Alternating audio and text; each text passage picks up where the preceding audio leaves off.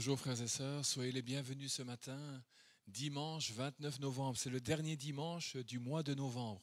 Mais nous sommes heureux de vous revoir, de nous retrouver ensemble ce matin afin de pouvoir participer ensemble à ce moment de fête, à ce moment où nous allons ensemble, frères et sœurs, là où nous sommes, dans nos maisons, confinés, là où nous sommes dans nos maisons en famille peut-être, louer le Seigneur, le louer de tout notre cœur, l'adorer, prier, chanter, écouter sa parole et qu'ensemble nous puissions recevoir quelque chose de la part du Seigneur. Est-ce que ce matin, vous croyez que le Saint-Esprit veut vous visiter, veut nous visiter? Moi je le crois et nous le croyons. Alors que nous sommes ici, nous en présentiel, en train de participer à ce live, nous vous disons simplement que nous vous aimons. Vous n'êtes peut-être pas là, mais dans nos cœurs vous y êtes. Nous vous aimons et nous vous chérissons énormément dans nos cœurs et dans nos pensées, frères et sœurs.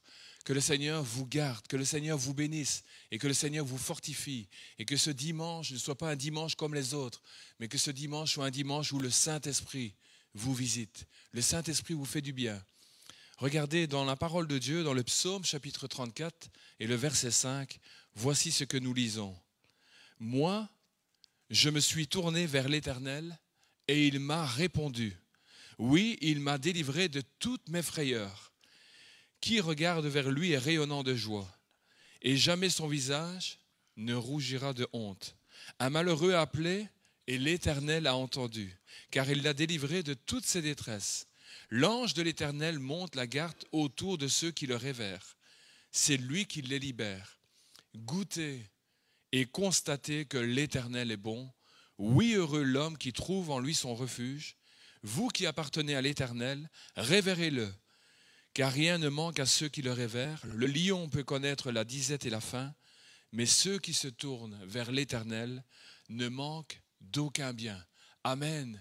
Toutes ces promesses, des promesses de l'Éternel qui sont condensées en si peu de versets dans le psaume 34. Ces promesses, elles sont pour toi, mon frère, ma sœur. Ce matin, peut-être toi, ami, internaute qui nous suit pour la première fois, ou depuis quelques fois, cette promesse, elles sont pour toi. Une chose à faire, tourner les regards vers l'Éternel.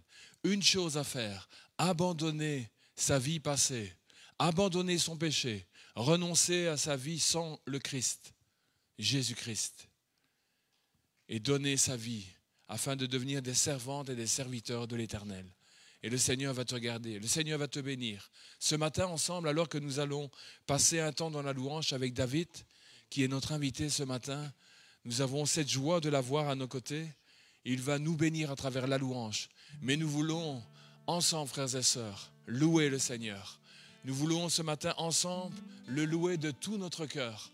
Et pour cela, nous allons remettre ce culte entre les mains du Seigneur. Là où tu es, je t'invite à te lever.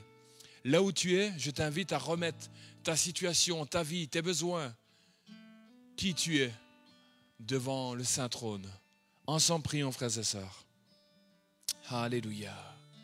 Sommes là devant toi, Éternel. C'est une joie ce matin de pouvoir être là. C'est une joie ce matin de pouvoir avoir la liberté de pouvoir proclamer ton nom depuis l'église Vie Nouvelle de Ransard. Mais c'est une joie de pouvoir entendre, Seigneur, grâce à la technologie, grâce à cette équipe multimédia qui est là en place et qui prend la chose à cœur de te bénir et de bénir tous ceux et celles qui vont pouvoir écouter ce matin, en direct ou en différé, qu'importe. Seigneur, nous remettons ce culte entre tes mains. Seigneur, nous remettons chaque vie entre tes mains, chaque personne. Seigneur, tu vois nos enfants, Seigneur. Seigneur, tu vois nos ados, tu vois nos jeunes, tu vois nos familles, tu vois nos personnes âgées, Seigneur. Et tu connais chaque famille, tu connais chaque vie. Rien n'échappe à ton regard, Seigneur. Comme le psaume 34 le dit, Seigneur, tu veilles et tu campes auprès de ceux qui te craignent, ceux qui te révèrent. Seigneur, c'est pourquoi ce matin, nos regards sont fixés sur toi. Nos regards ne sont pas fixés vers un homme ou des hommes, mais sur toi, Seigneur. Toi qui as créé la terre et les cieux, tu peux créer quelque chose dans nos vies ce matin. Tu peux débloquer quelque chose dans nos vies ce matin. Tu peux libérer ce matin. Tu peux transformer une vie ce matin. Tu peux emmener des ténèbres à ton admirable lumière ce matin. Un homme, une femme, un jeune, un moins jeune, Seigneur.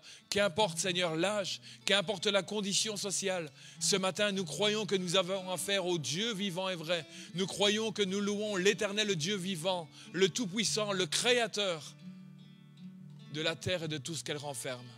Seigneur, ce matin, à travers ta louange, tu bénis les vies, les familles et les situations. Ce matin, à travers ta parole, Seigneur, qui sera portée par Pasteur Franck, Seigneur, tu vas bénir les vies, Seigneur. Tu vas délivrer les captifs, Seigneur. Tu vas libérer, Seigneur, les opprimés, Seigneur. Tu vas débloquer, Seigneur, et tu vas emmener, Seigneur, dans une dimension spirituelle, Seigneur, chaque vie, chaque famille. Seigneur, ce matin, nous voulons te laisser toute la place. Ce matin, nous nous attendons à toi, qu'il y ait une action puissante du Saint-Esprit. Nous t'avons prié, nous te prions encore et nous te prierons tout au long de ce culte. Que la gloire en revienne à toi seul, Jésus. Toi qui vas opérer ce matin des choses extraordinaires dans la vie de quiconque. À toi la gloire, Jésus. Amen.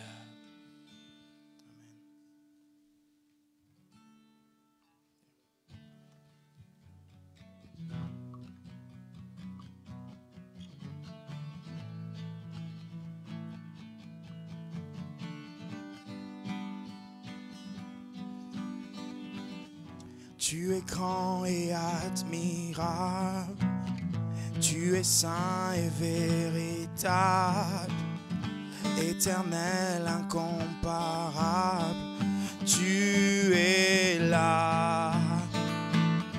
Tu es fort et insondable, infini et redoutable, majestueux, immuable, tu es là. Nous te chantons, nous proclamons, Dieu puissant, souverain, tu tiens ma vie dans ta main, rédempteur, couronné, par toi je suis libéré.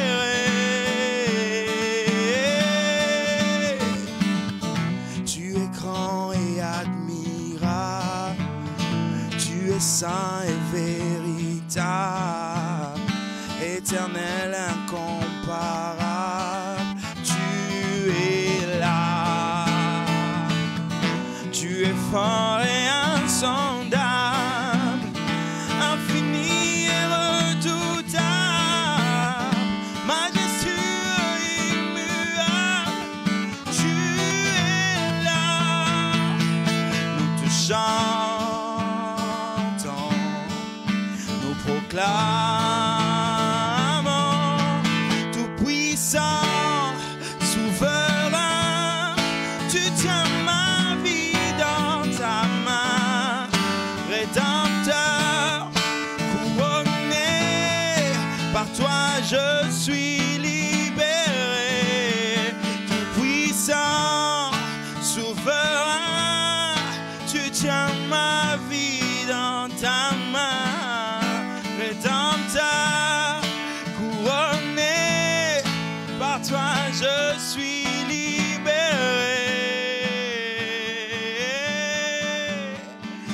Entends nos cris, entends nos cœurs, nous sommes unis pour toi, Seigneur.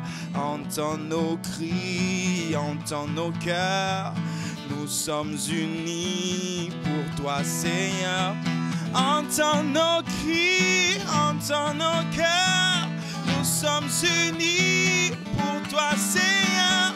Entends nos cris, entends nos cœurs, nous sommes unis pour toi, Seigneur. Puissant, souverain, tu tiens ma vie dans ta main, rédempteur, couronné, par toi je suis libéré. Est-ce qu'on peut chanter ensemble? Tout puissant, est-ce qu'on peut le déclarer? Tu tiens ma vie dans ta main, rédempteur, couronné, toi je suis libéré. Une dernière fois, tout puissant, souverain, tu tiens ma vie dans ta main. Rédempteur, couronné, par toi je suis libéré. Nous sommes libérés en toi.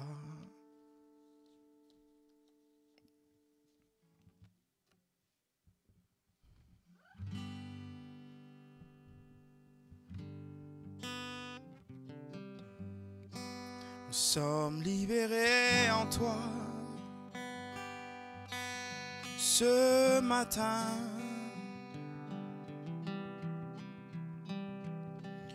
nous espérons en toi. Ce matin,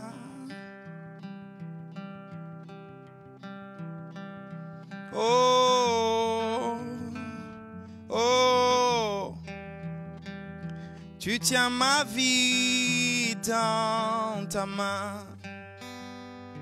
Oh, oh, tu tiens ma vie dans ta main. Oh, oh, tu tiens ma vie dans ta main. Est-ce qu'on peut chanter ensemble? Oh, oh, tu tiens ma vie dans ta main.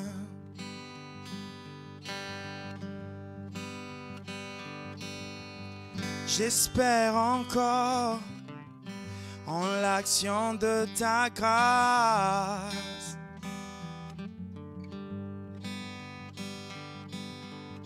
Là où l'échec prononce ses menaces,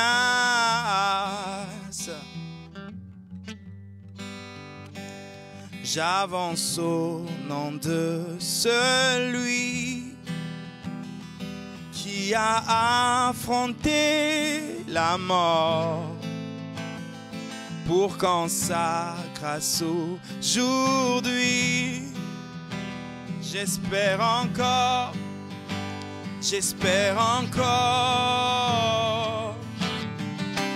Tu es le Dieu de l'impossible, tu règnes encore. Tu règnes encore, Jésus, ton nom est infaillible. Tu règnes encore, tu règnes encore.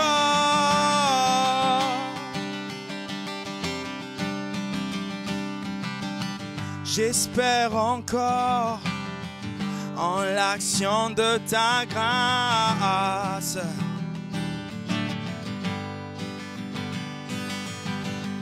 Là où le doute de la foi prend la place,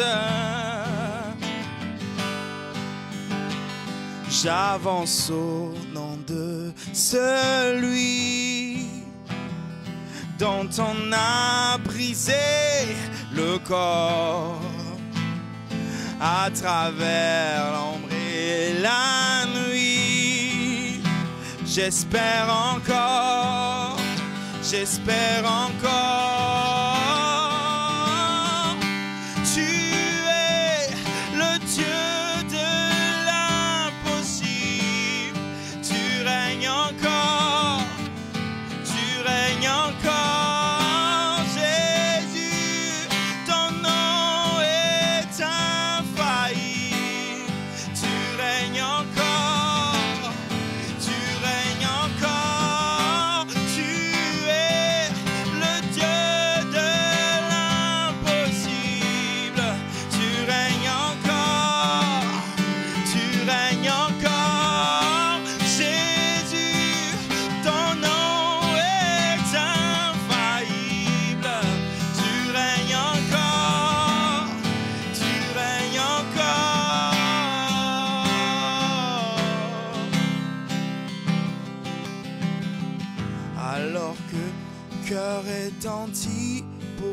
ta gloire. Ton esprit vient me rappeler ta victoire. Reconnaissant ta majesté, je déclare, tu règnes encore, tu règnes encore. Alors que mon cœur retentit pour ta gloire, ton esprit vient me rappeler ta victoire. Reconnaissant ta majesté, je déclare, tu règnes encore, tu règnes encore.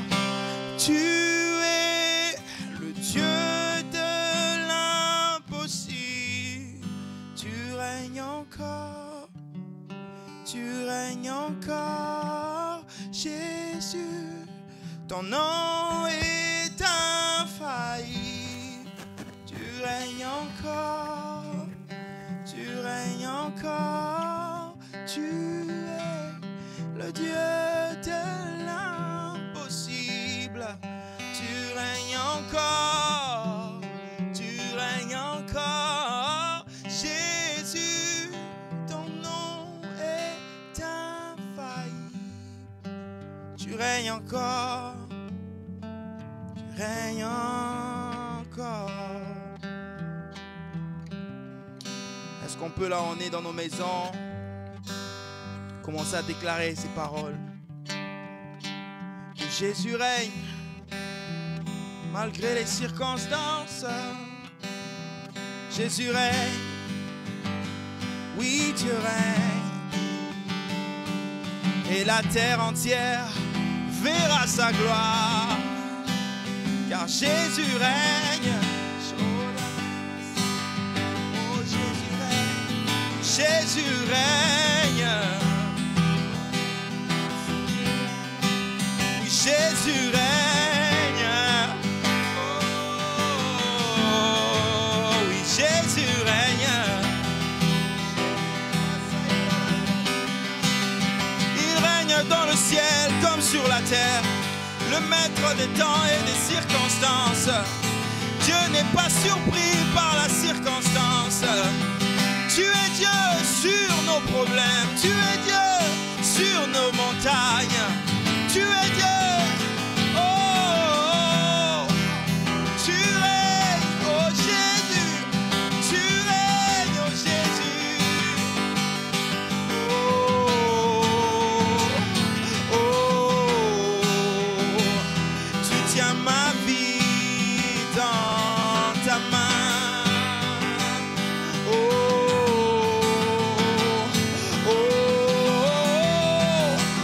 tu tiens ma vie dans ta main.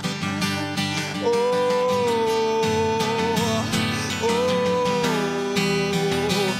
tu tiens ma vie dans ta main.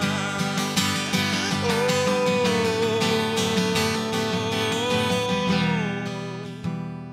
tu tiens ma vie dans ta main. Tu tiens ma vie dans ta main. Oh, oh, oh, oh, oh. Alléluia. Sois loué, Seigneur. Tu tiens nos vies dans tes mains, Seigneur. Nous sommes à toi, Seigneur. Ce matin, alors que nous sommes encore là, en train de louer ton nom, Seigneur, nous venons devant ce Dieu de l'impossible, Seigneur. Nous venons pour le prier, pour l'adorer. Nous venons pour lui parler. Ce matin, mon frère, ma soeur, famille, amis, je t'invite simplement à plier le genou devant le Dieu Tout-Puissant. Je t'invite à venir prier. Je t'invite à venir parler à ton Seigneur, au Roi des Rois, Jésus-Christ de Nazareth. Alors que nous subissons cette pandémie, nous pourrions nous dire, oui, mais nous nous sommes empêchés de monter à l'église comme par habitude. Mon frère, ma soeur, aux quatre coins du monde, en dehors de cette pandémie, de telles situations sont le quotidien de beaucoup de frères et sœurs en Christ, empêchés de pouvoir se réunir, empêchés de pouvoir monter dans une église comme la nôtre. Mais rien ne peut les séparer, les empêcher d'avoir une communion avec leur Seigneur. Ils n'ont pas rencontré une église, ils n'ont pas rencontré un homme, ils ont rencontré le prince de la vie, Jésus-Christ de Nazareth. Et rien ne peut les séparer de cet amour. Rien ne peut les séparer de cette rencontre. Ce matin, mon frère, ma soeur, je t'invite à plier le genou. Et ensemble, nous allons prier. Ensemble, nous allons revenir au pied de la croix. Ensemble, nous allons nous agenouiller. Seigneur, tu vois les vies, Seigneur. Tu connais les vies, tu connais les familles, Seigneur. Et tu connais les situations, Seigneur. Rien n'échappe à ton regard, Seigneur. Et tu vois où chaque famille, chaque vie, où on en est arrivé, Seigneur. Où nous en sommes, Seigneur. Et nous te rendons gloire et grâce, Seigneur, pour ceux, Seigneur, qui continuent de marcher, qui continuent, Seigneur, de pratiquer, Seigneur, ta justice, qui continuent de pratiquer, de vivre par la foi. Mais, Seigneur, nous ne voulons pas oublier, Seigneur, ceux qui sont partis en arrière, ceux qui ont peut-être délaissé ta parole, délaissé la prière, délaissé la louange, délaissé les psaumes, délaissé les cantiques, délaissé des hymnes qui te mettent toi en avant, Seigneur. Seigneur, nous voulons, Seigneur, ensemble, ce matin, Seigneur, prier. Prier ce Dieu de l'impossible. Oh Dieu de l'impossible, Seigneur, te prions dans le nom de Jésus. Va rencontrer ces familles. Va rencontrer ce frère, cette sœur. Va rencontrer cet ado, ce jeune, cet enfant. Ce matin, Seigneur, au-delà du confinement, au-delà, Seigneur, de toute la situation que nous connaissons, que nous subissons, Seigneur, nous te prions dans le nom de Jésus. Viens rencontrer, Seigneur, tes enfants. Viens rencontrer celui qui ne te connaît pas, Seigneur. Qu'ils ne se sentent pas isolés, qu'ils ne se sentent pas oubliés, Seigneur. Les hommes peuvent oublier, les hommes sont peut-être occupés, mais toi, Seigneur, quand nous frappons à la porte du ciel, tu réponds présent à chaque instant, chaque moment, que ce soit de nuit ou de jour, tu es là. C'est pourquoi, Seigneur, nous te prions dans le nom de Jésus. Ce matin, visite celui qui a besoin de toi. Nous avons lu, Seigneur, que tu dis quand un malheureux crie, l'Éternel l'entend. Et nous le croyons parce que c'est toi qui l'as dit. C'est toi qui le déclares encore ce matin. Si un malheureux crie, tu l'entends. Si un malheureux crie et vit une situation, tu l'entends. Si un malheureux est désespéré, tu l'entends et tu vois sa misère. Tu vois le besoin financier. Tu vois le besoin moral. Tu vois la situation spirituelle. Tu vois la situation familiale. Tu vois les conflits, Seigneur, dans les couples, Seigneur. Nous te prions dans le nom de Jésus. Seigneur, ton bras n'est pas trop court pour aider, pour rencontrer, pour visiter, pour délivrer. Ce matin, nous nous attendons à toi. Ce matin, viens toucher, Éternel. Ce matin, viens rencontrer, Seigneur. Nous te le demandons dans le nom de Jésus. Le nom qui est au-dessus de tous les noms, Seigneur. Que ton Saint-Esprit vienne. Que ton Saint-Esprit couvre ces familles, Seigneur. Que ton Saint-Esprit ce matin touche les familles, Seigneur. Nous te le demandons dans le nom de Jésus, Seigneur. Qu'y a-t-il de trop difficile pour toi? Rien ne t'est impossible. Ta parole, Seigneur, de l'Ancien Testament au Nouveau Testament, nous parle de ce Dieu redoutable, de ce Dieu puissant, mais un Dieu rempli de miséricorde, un Dieu qui fait grâce, un Dieu qui a les regards fixés vers les hommes, les femmes, parce que ce Dieu merveilleux est ce Dieu qui veut que tous les hommes soient sauvés, que tous les hommes et les femmes parviennent à la connaissance de la vérité. Et c'est toi, Jésus-Christ, qui a déclaré « Je suis le chemin, je suis la vérité et je suis la vie. » Et nul ne vient au Père que par toi seul, Seigneur Jésus-Christ. Alléluia. Jésus, merveilleux nom, qui est semblable à toi, ô Dieu. Jésus, ton précieux nom est digne d'hommage. Oh, couronné, rayonnant de majesté, tout l'univers proclame ta grandeur.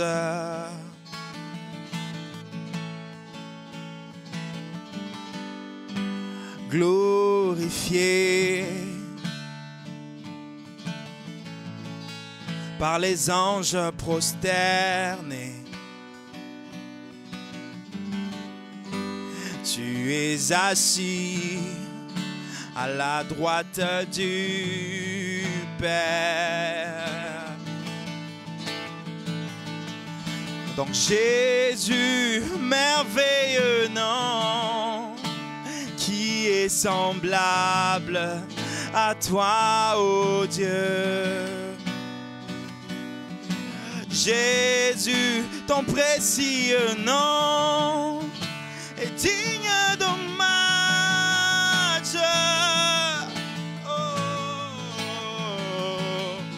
Oui, Jésus, merveilleux nom, qui est semblable à toi, ô Dieu.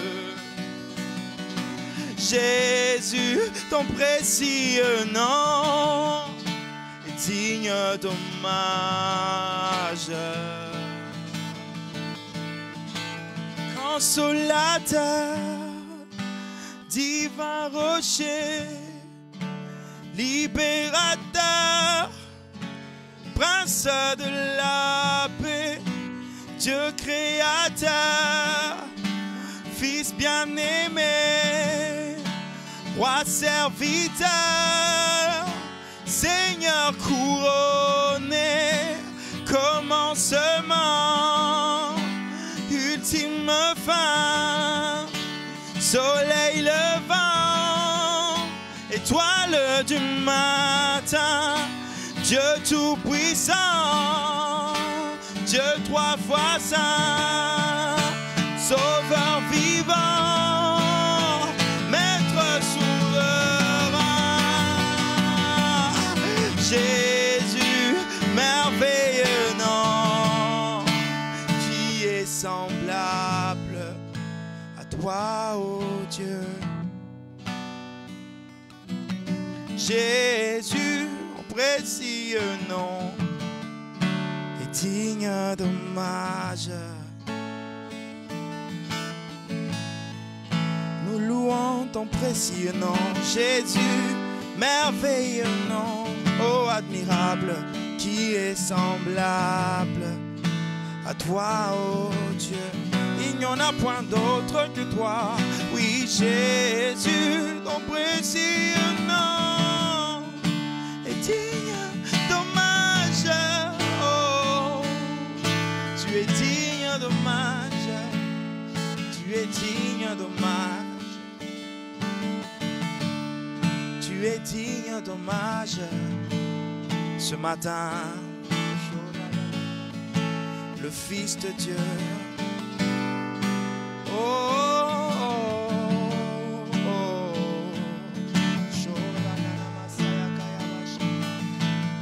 la Bible déclare qu'en Christ habitait toute la plénitude de Dieu. Il est l'image parfaite du Père.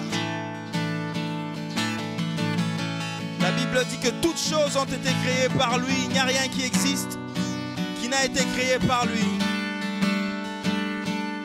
La Bible dit que Dieu l'a élevé au-dessus de tout nom. Et c'est le nom que nous chantons, c'est le nom que nous déclarons. Jésus, merveilleux nom, qui est semblable à toi, ô Dieu. Jésus, ton précieux nom est digne d'hommage.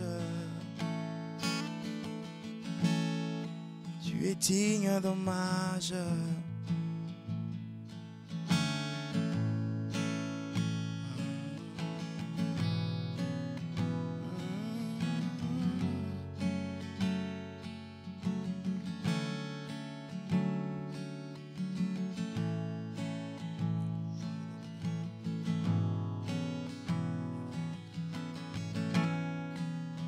va chanter ensemble ce chant.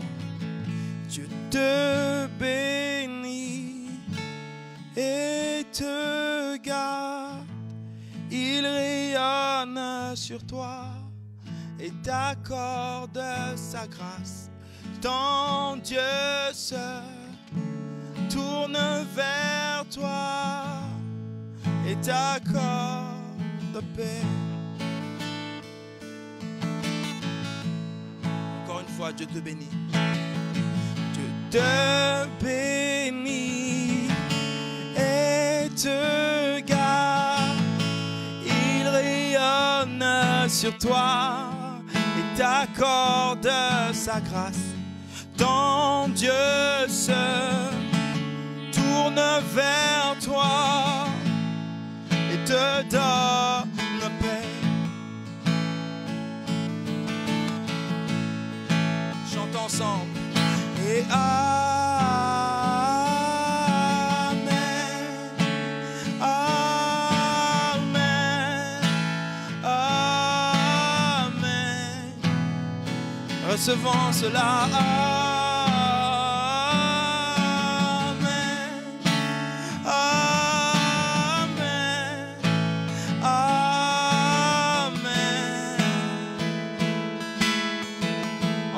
Dieu te bénit. Dieu te bénit et te garde. Il rayonne sur toi et t'accorde sa grâce. Ton Dieu se tourne vers toi et te donne paix. Ensemble, amen, amen, et amen, amen, amen. Nous chantons amen, amen, amen. Encore une fois, amen.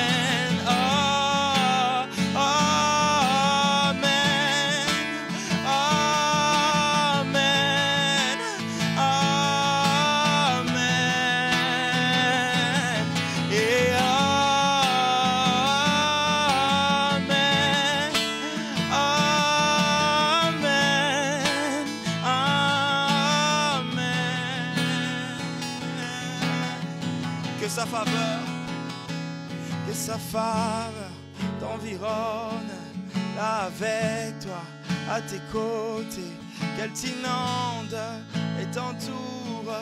Il est pour toi, il est pour toi, que sa présence t'environne. On va recommencer ensemble, on va commencer par que sa faveur. Que sa faveur. Ok.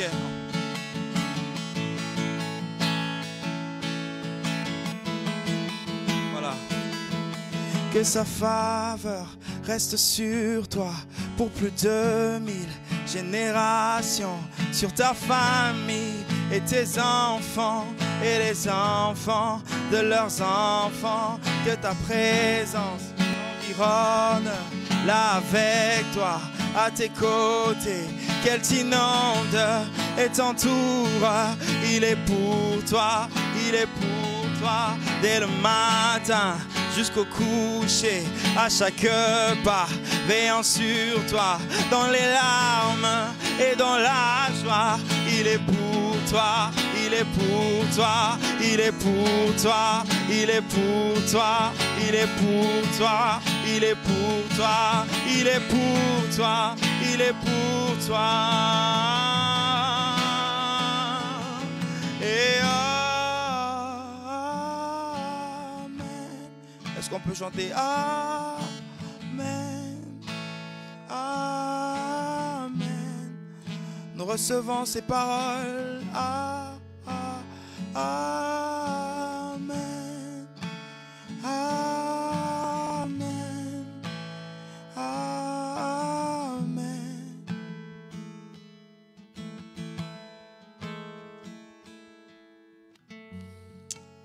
Sois loué, Seigneur. Te louons, Seigneur, pour ce chant. Te louons, Seigneur, parce que tu es ce Dieu qui bénit jusqu'à 1000 générations les enfants de tes enfants. Seigneur, ce matin, nous voulons prier pour les familles. Nous voulons prier pour les couples et nous voulons prier pour les enfants. La famille, pour toi, c'est ce qu'il y a de plus précieux. C'est toi qui as créé la famille. Et c'est toi qui veux marcher au milieu de chaque famille. C'est toi qui veux tenir chaque famille. C'est toi qui nous dis dans ta parole que la corde à 3 fils ne se rompt point. Parce que tu veux être là au milieu d'un couple. Seigneur, nous voulons te prier pour les couples ce matin. Seigneur, tu vois à travers la situation, à travers cette pandémie, Seigneur, où beaucoup de couples ont resté ensemble, où il y avait des failles, où il y avait déjà des difficultés, où il y avait déjà des épreuves. Seigneur, nous te prions alors que ces couples pensent que la seule solution est une séparation. Je te prie que ce matin, que le Saint-Esprit vienne les toucher, vienne les visiter, vienne les rencontrer. Je te prie ce matin, Seigneur, dans les lieux célestes, Seigneur, nous te prions ensemble, Seigneur, que le diable soit lié, Seigneur, que tous ces esprits de mensonge soient liés, Seigneur, et qu'ils puissent crier à toi, qu'ils puissent croire que ce qui est impossible à l'homme, ce qui est impossible au couple, est possible à toi. Qu'ils puissent, Seigneur, croire, Seigneur, que tu es capable de les changer, que tu es capable de transformer, que si toi, tu reviens au centre de ce foyer, tu es capable de restaurer, Seigneur, ce qui est impossible à leurs yeux. Seigneur, nous te prions pour ces familles. Te prions pour les enfants qu'ils vivent là, au milieu de ces situations, au milieu de ces conflits, au milieu de ces épreuves, au milieu de ces tempêtes familiales. Seigneur, nous te prions dans le nom de Jésus qu'il y ait une action puissante du Saint-Esprit. Que ce matin, Seigneur, tu puisses les rencontrer. Que ce matin, tu puisses les visiter. Que ce matin, Seigneur, tu puisses prendre les enfants dans tes bras, Seigneur, et leur dire, Seigneur, combien tu les aimes, combien tu vas les garder, combien tu vas les protéger. Seigneur, je te prie pour la maman qui pleure, Seigneur, dans son coin. Seigneur, rencontre-la ce matin. Je te prie pour le père qui est dans une difficulté. Je te prie au nom de Jésus, rencontre ce papa, Seigneur. Rencontre-le, parle-le, parle-lui. Seigneur, nous te prions dans le nom de Jésus. Nous nous attendons à toi pleinement, Seigneur. Que ta grâce repose sur les couples, que ta grâce repose sur les familles et sur les enfants, au nom de Jésus de Nazareth. Seigneur, nous t'avons prié. Sois loué, Seigneur, parce que tu entends nos prières.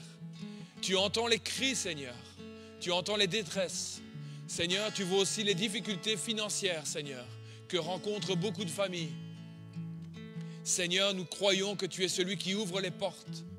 Nous croyons, Seigneur, que tu es celui qui agit infiniment et au-delà de toute attente et de toute espérance. Seigneur, tu es celui qui pourvoit. Nous te prions de donner et d'apporter des solutions, Seigneur, selon tes plans, selon tes projets, pour chaque maison, chaque famille, chaque frère, chaque sœur, chaque enfant qui te craint, qui espère en toi et qui s'appuie sur toi, qui compte sur toi et qui te demande, Seigneur. Nous te demandons ces choses dans le nom de Jésus. Alléluia. Gloire à toi, Seigneur. Merci pour ce temps de louange, Seigneur. Merci parce que tu nous as fait du bien. Merci parce que tu continues de nous visiter. Et même au-delà de ce culte, Seigneur, tu continueras de nous visiter et de prendre soin de chacun de nos besoins. Seigneur, alors que nous allons passer maintenant à la parole, nous croyons que tu as préparé ton serviteur, Pasteur Franck, Seigneur. Nous croyons que tu l'as béni. Mais le désir de nos cœurs ce matin, c'est une double onction sur son ministère, une double onction sur sa vie. Seigneur, nous mettons, Seigneur, nos regards sur lui, parce que nous croyons que toi, tu l'as béni, toi, tu l'as oint, toi, tu l'as choisi, toi, tu lui as donné une parole, Seigneur, qui ce matin va venir rencontrer nos sphères, nos besoins, nos situations. Seigneur, à travers cette parole, Seigneur, tu veux nous bénir, tu veux nous enseigner, tu veux nous faire du bien. Nous ne voulons pas d'une sagesse humaine, mais nous voulons la sagesse qui vient d'en haut, la sagesse qui vient du ciel, ta sagesse à toi. Bénis ton serviteur, bénis-le pleinement, et tu bénis chaque famille, chaque enfant, chaque jeune, chaque ado, chaque personne âgée. Au nom de Jésus-Christ de Nazareth, sois béni et sois loué, Seigneur Jésus. Amen. Alléluia. Nous voulons dire merci à David, que le Seigneur te bénisse. Et nous laissons toute la place à Pasteur Franck. Que le Seigneur te bénisse.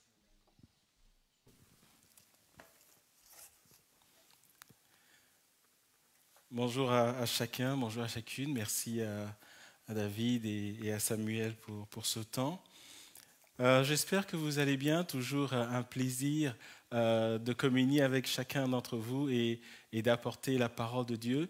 Et ce matin, avant de partager la parole de Dieu avec chacun d'entre vous, j'aimerais apporter un témoignage parce que je pense que c'est important de partager ce que Dieu fait pour chacun d'entre nous. Et je dirais que le message de ce témoignage, c'est qu'aujourd'hui encore, Jésus sauve et Jésus agit dans nos vies.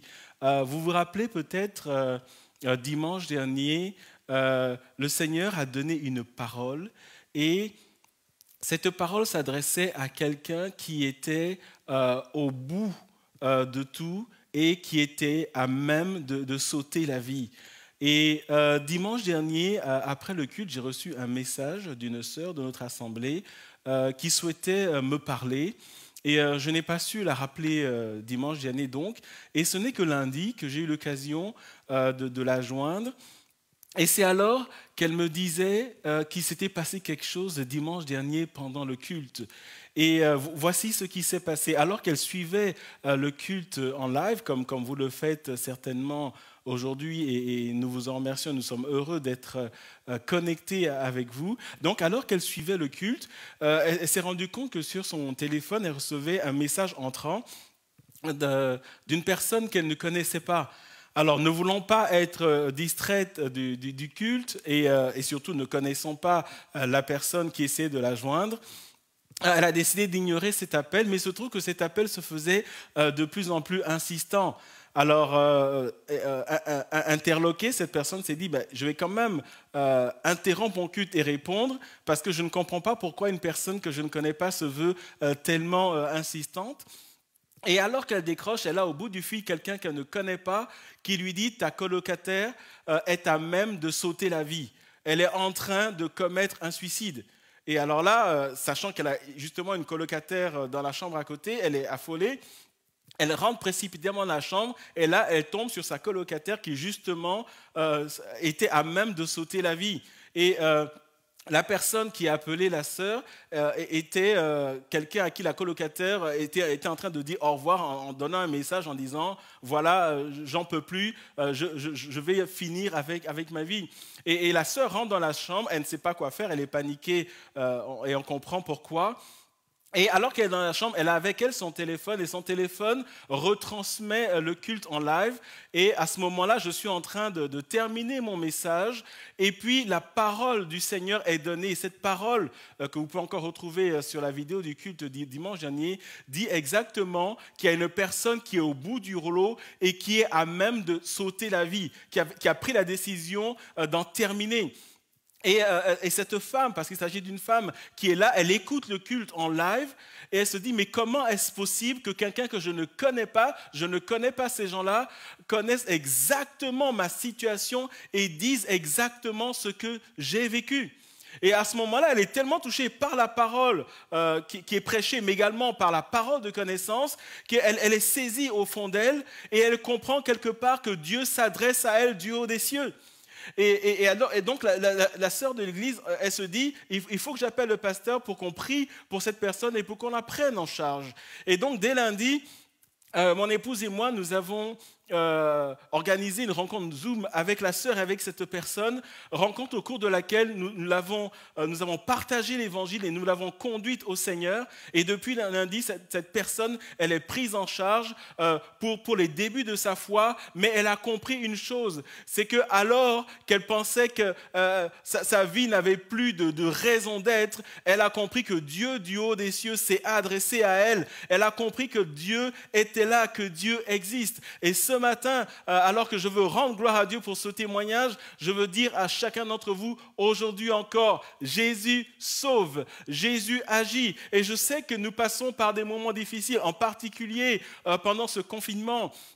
Je pense à ceux qui ont perdu un emploi. Je pense à ceux dont les projets ont été mis à mal avec ce temps de confinement et cette pandémie. Je pense à ceux qui sont seuls. Je pense à ceux qui sont loin de leur famille, qui sont en Belgique ici, mais à l'étranger par rapport à leur pays d'origine. Je pense à ceux qui passent par des moments difficiles. Je pense à ceux qui crient au Seigneur et qui appellent Dieu à agir dans leur vie. J'aimerais vous dire qu'aujourd'hui encore, Jésus sauve par rapport au salut, Jésus sauve des vies, Jésus agit, que gloire et louange lui soient données, soyons encouragés par cette parole ce matin.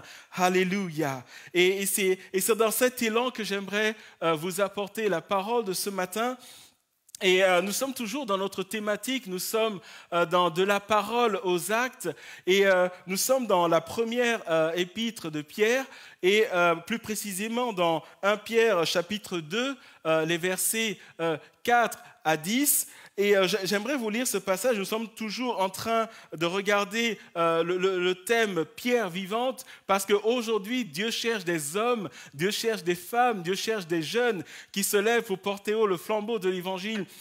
Dieu cherche des pierres vivantes. Et le verset de base, rappelez-vous, c'est 1 Pierre chapitre 2, le verset 5. Mais aujourd'hui, comme je l'ai dit, j'aimerais vous lire 1 Pierre chapitre 2, les versets 4 à 10. « Approchez-vous de lui, pierre vivante, rejetée par les hommes, mais choisie et précieuse devant Dieu. Et vous-même, comme des pierres vivantes, édifiez-vous pour former une maison spirituelle, un saint sacerdoce, afin d'offrir des victimes spirituelles agréables à Dieu par Jésus-Christ. Car il est dit dans l'Écriture, « Voici, je mets en Sion une pierre angulaire, choisie, précieuse, et celui qui croit en elle ne sera point confus. L'honneur est donc pour vous qui croyez, mais pour les incrédules, la pierre qu'ont rejeté ceux qui bâtissaient est devenue la principale de l'angle, et une pierre d'achoppement est un rocher de scandale. » Verset 8. « Ils s'y heurtèrent pour n'avoir pas cru à la parole, et c'est à cela qu'ils sont destinés. Vous, au contraire, vous êtes une race élue, un sacerdoce royal, une nation sainte, un peuple acquis, afin que vous annonciez les vertus de celui qui vous a appelé des ténèbres à son admirable lumière, vous qui autrefois n'étiez pas un peuple et qui maintenant êtes le peuple de Dieu, vous qui n'aviez pas obtenu miséricorde et qui maintenant avez obtenu miséricorde. » Amen. 1 Pierre chapitre 2, verset 4 à 10 donc, et rappelez-vous que nous avons pris le temps au cours des semaines et des mois passés à vraiment regarder cette lettre ou cet email, comme je me plais à le dire, que Pierre a envoyé à ses contemporains, qui sont des hommes et des femmes, des chrétiens qui étaient un peu dispersés dans plusieurs bourgades, plusieurs contrées, et après leur avoir dit l'importance de leur position en Christ et de leur avoir parlé de la manière pratique, comment ils devaient mener leur vie, et c'est ce que nous avons vu dans le chapitre 1.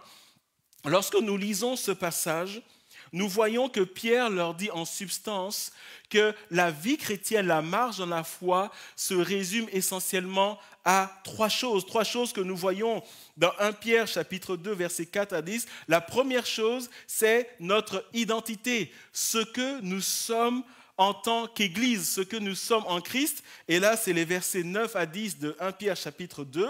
Deuxième point, notre activité, ce que nous sommes en tant qu'Église, et mieux, ce que nous sommes appelés à faire en tant qu'Église, c'est les versets 5 et 9. Et enfin, notre source, comment cela a-t-il été rendu possible ?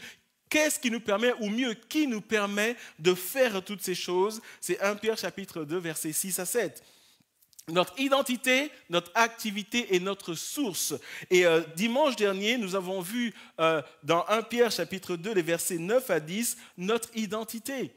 Une race élue, un sacerdoce royal, une nation sainte, un peuple acquis. Et rappelez-vous, nous avons vu que littéralement, ça veut dire, alors que nous sommes confinés et que nous sommes en nos lieux, appartements, maisons ou ailleurs, Dieu a un peuple. Dieu a un peuple à Ransard, Dieu a un peuple à Charleroi, Dieu a un peuple en Belgique, Dieu a un peuple dans ce monde. D'un point de vue spirituel, ce sont des hommes et des femmes qui ont l'esprit de Dieu en eux, parce que sauvés, parce que rachetés. Et ces hommes et ces femmes sont aimés de Dieu, sont choisis de Dieu. Dieu agit dans leur vie et Dieu les appelle à faire quelque chose. Et mieux, nous avons vu que nous sommes des prêtres saints, des prêtres royaux. En d'autres termes, par prêtrise, nous entendons venir dans la présence de Dieu. Dieu cherche des hommes et des femmes chaque jour qui disent « Seigneur, je viens dans ta présence ». C'est ça notre identité, comme nous l'avons vu. Et ce matin, j'aimerais vous parler donc du deuxième point que nous trouvons dans 1 Pierre chapitre 2, notre activité.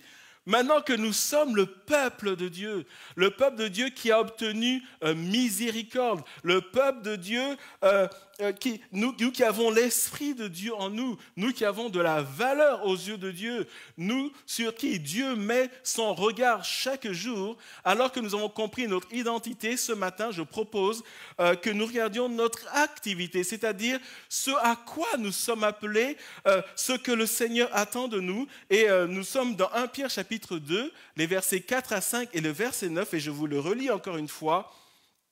Approchez-vous de lui.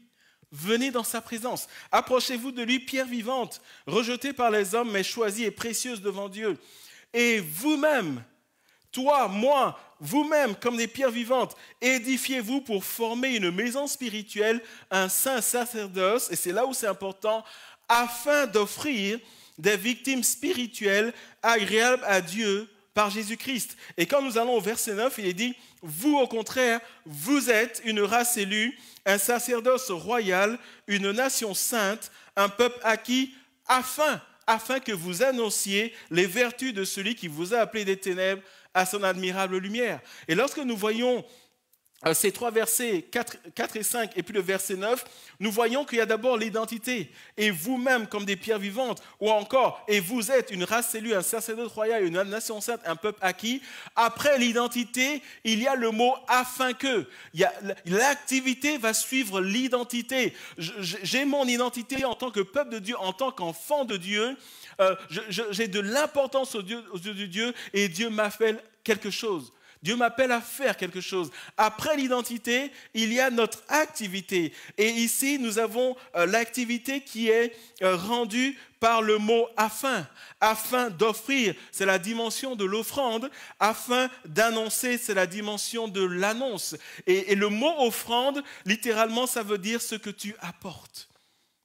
Ce que tu apportes. Et nous voyons ici que nous sommes le peuple de Dieu, et Dieu attend que nous apportions. Qu'est-ce que Dieu attend que vous et moi aujourd'hui en 2020, que nous puissions apporter? Apporter où? Apporter comment? Et à quoi va servir ce que nous allons apporter? C'est ce que nous allons voir lorsque nous parlons de notre activité selon l'enseignement de 1 Pierre chapitre 2. Et pour bien comprendre ce dont il s'agit, la dimension de l'offrande, et nous allons voir la dimension du sacrifice, parce qu'il parle ici de victimes spirituelles, entendez, de sacrifices spirituels. Pour comprendre ce passage, il est important que nous puissions nous poser la question suivante. Quel était le message de Pierre à ses contemporains, à ses destinataires? Rappelez-vous, des hommes et des femmes dispersés, et vous trouvez cela dans 1 Pierre chapitre 1, verset 1.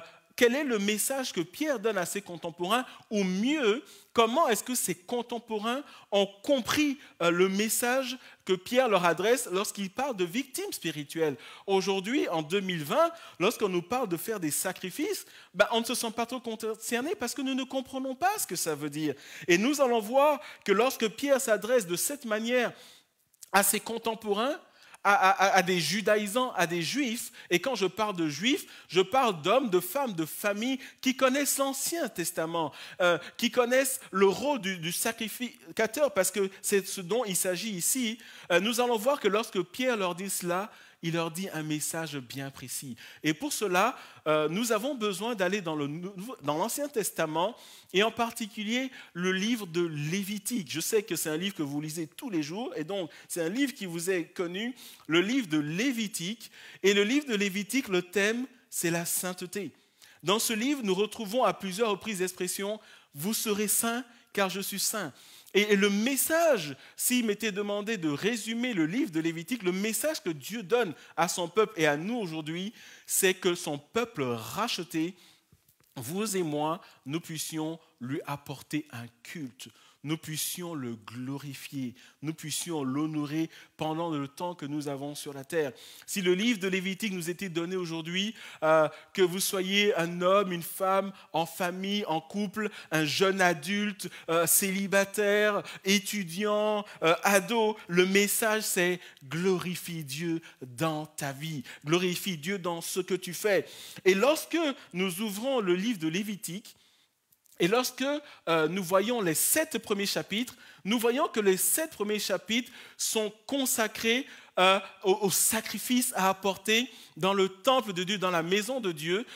C'est consacré aux offrandes. Et nous voyons 5 types d'offrandes dont je vais vous parler ce matin. Et c'est important pour pouvoir comprendre le message que Pierre donne à ses contemporains. Et ensuite, nous allons voir quel est le message donc pour nous aujourd'hui. Nous sommes dans Lévitique, chapitre 1, les 7 premiers chapitres, nous n'allons pas le lire. Mais lorsque vous prenez le temps de méditer ces passages, nous voyons qu'il y a 5 sacrifices. Le premier sacrifice, c'est ce qu'on appelle l'Holocauste. Le mot Holocauste signifie ce qui monte vers. Et l'Holocauste, c'est un animal qui est mis sur l'autel et qui est consumé entièrement. Et l'Holocauste, c'est cette idée du don entier de la vie du racheté. L'Holocauste. Le deuxième type d'offrande ou de sacrifice, c'est ce qu'on appelle l'offrande de farine ou l'offrande végétale. Et l'idée derrière cela, c'est l'idée de consécration à Dieu du fidèle qui cherche à vivre tous les jours à l'exemple de Christ. Troisième type de sacrifice, le sacrifice d'action de grâce, ou si vous voulez, le sacrifice de communion. Et là, ça va exprimer la communion du chrétien avec Dieu. Nous avons le sacrifice pour le péché.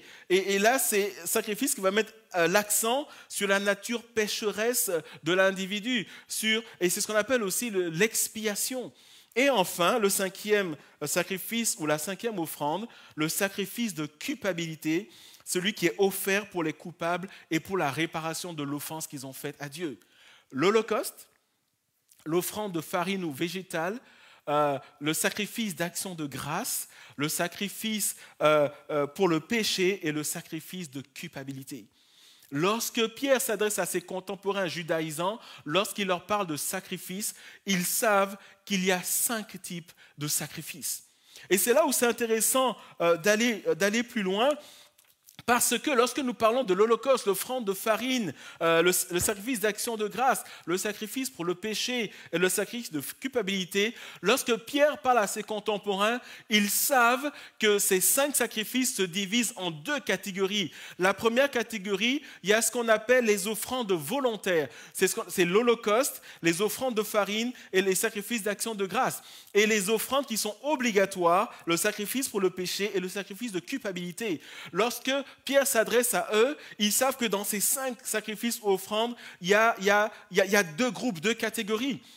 Et lorsque nous parlons des offrandes volontaires, ces sacrifices veulent dire que tu peux apporter un agneau, tu peux apporter une tourterelle, tu peux apporter un taureau, peu importe, tu apportes ce que tu as. L'idée ici, c'est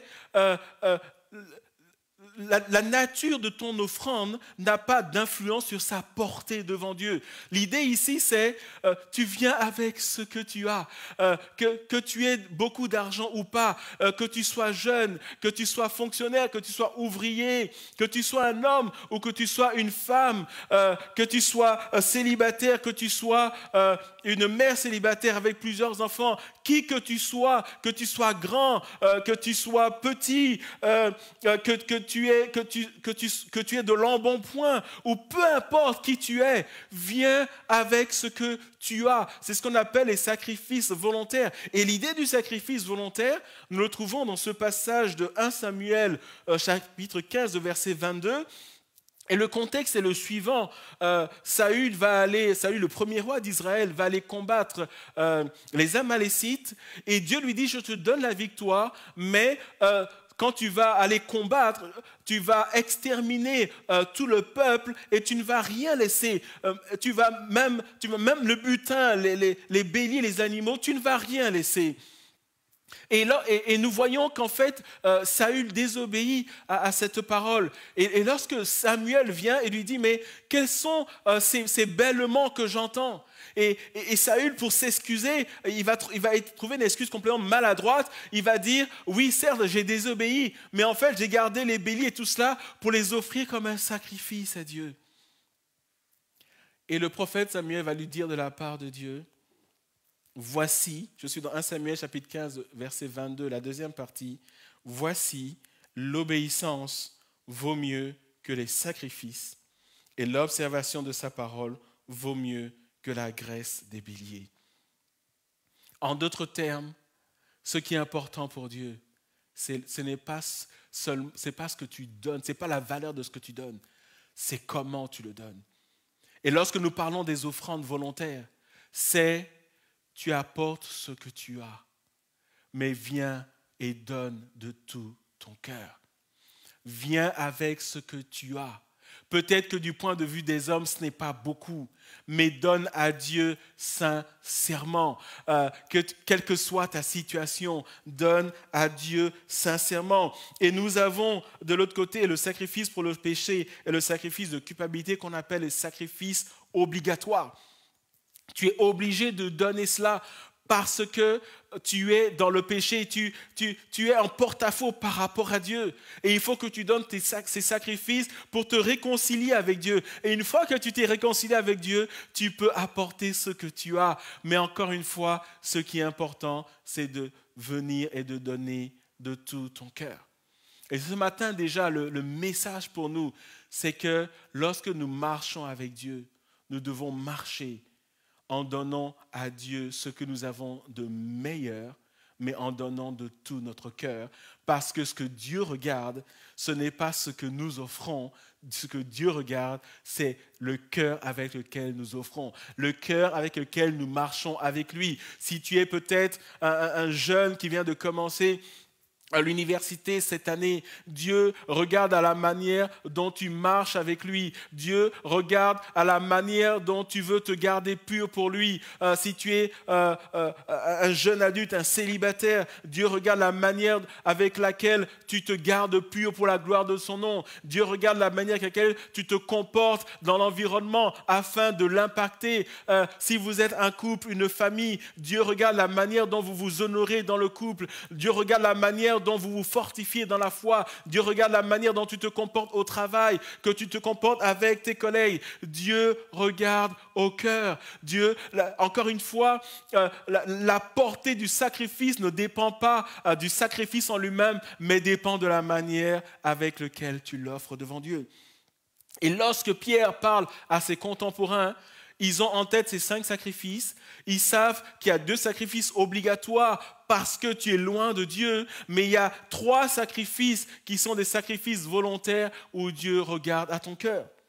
Mais ça ne s'arrête pas là, parce que dans 1 Pierre chapitre 2, versets 4 à 5, il est dit des sacrifices spirituels d'une odeur agréable à Dieu. Alors pour nous, ça ne veut pas dire grand-chose aujourd'hui en 2020, mais lorsque Pierre dit ça à ses destinataires, ils comprennent que dans ces 5 sacrifices, il n'y en a que 3 qui sont appelés des sacrifices d'une agréable odeur, c'est-à-dire l'Holocauste, l'offrande de farine et le sacrifice d'action de grâce.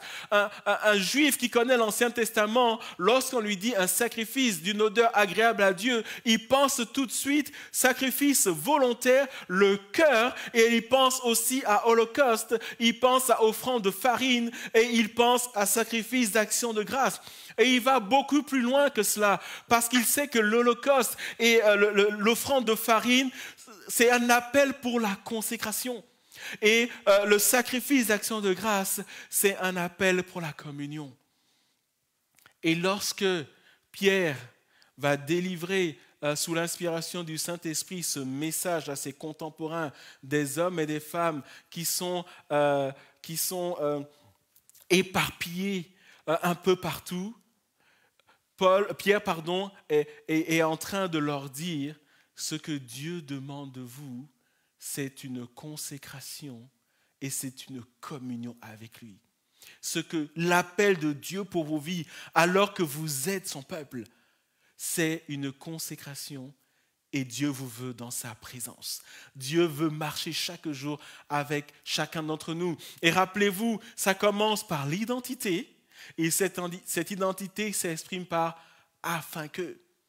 Et un contemporain de Pierre, quand vous lui dites « Comment tu comprends ce message ?», il vous répond « Pierre, notre pasteur, notre aîné dans la foi, après nous avoir rappelé que nous sommes le peuple de Dieu, après nous avoir rappelé que l'Esprit de Dieu habite en nous, après nous avoir rappelé que d'un point de vue spirituel, nous ne sommes pas n'importe qui, même si nous sommes dans nos maisons, nous sommes dans des contrées éloignées les uns les autres, après nous avoir rappelé cela, Pierre nous dit que lorsque nous marchons avec Dieu, nous devons être consacrés et nous devons grandir dans notre communion avec lui. Et c'est le message pour nous ce matin. Les sacrifices d'agréable odeur, le juif n'en retient que 3. L'holocauste, ça monte. L'offrande de farine pour dire « je veux te glorifier Seigneur ». Et les sacrifices d'action de grâce, je veux marcher dans la reconnaissance et dans la communion. C'est les seuls sacrifices qui restent.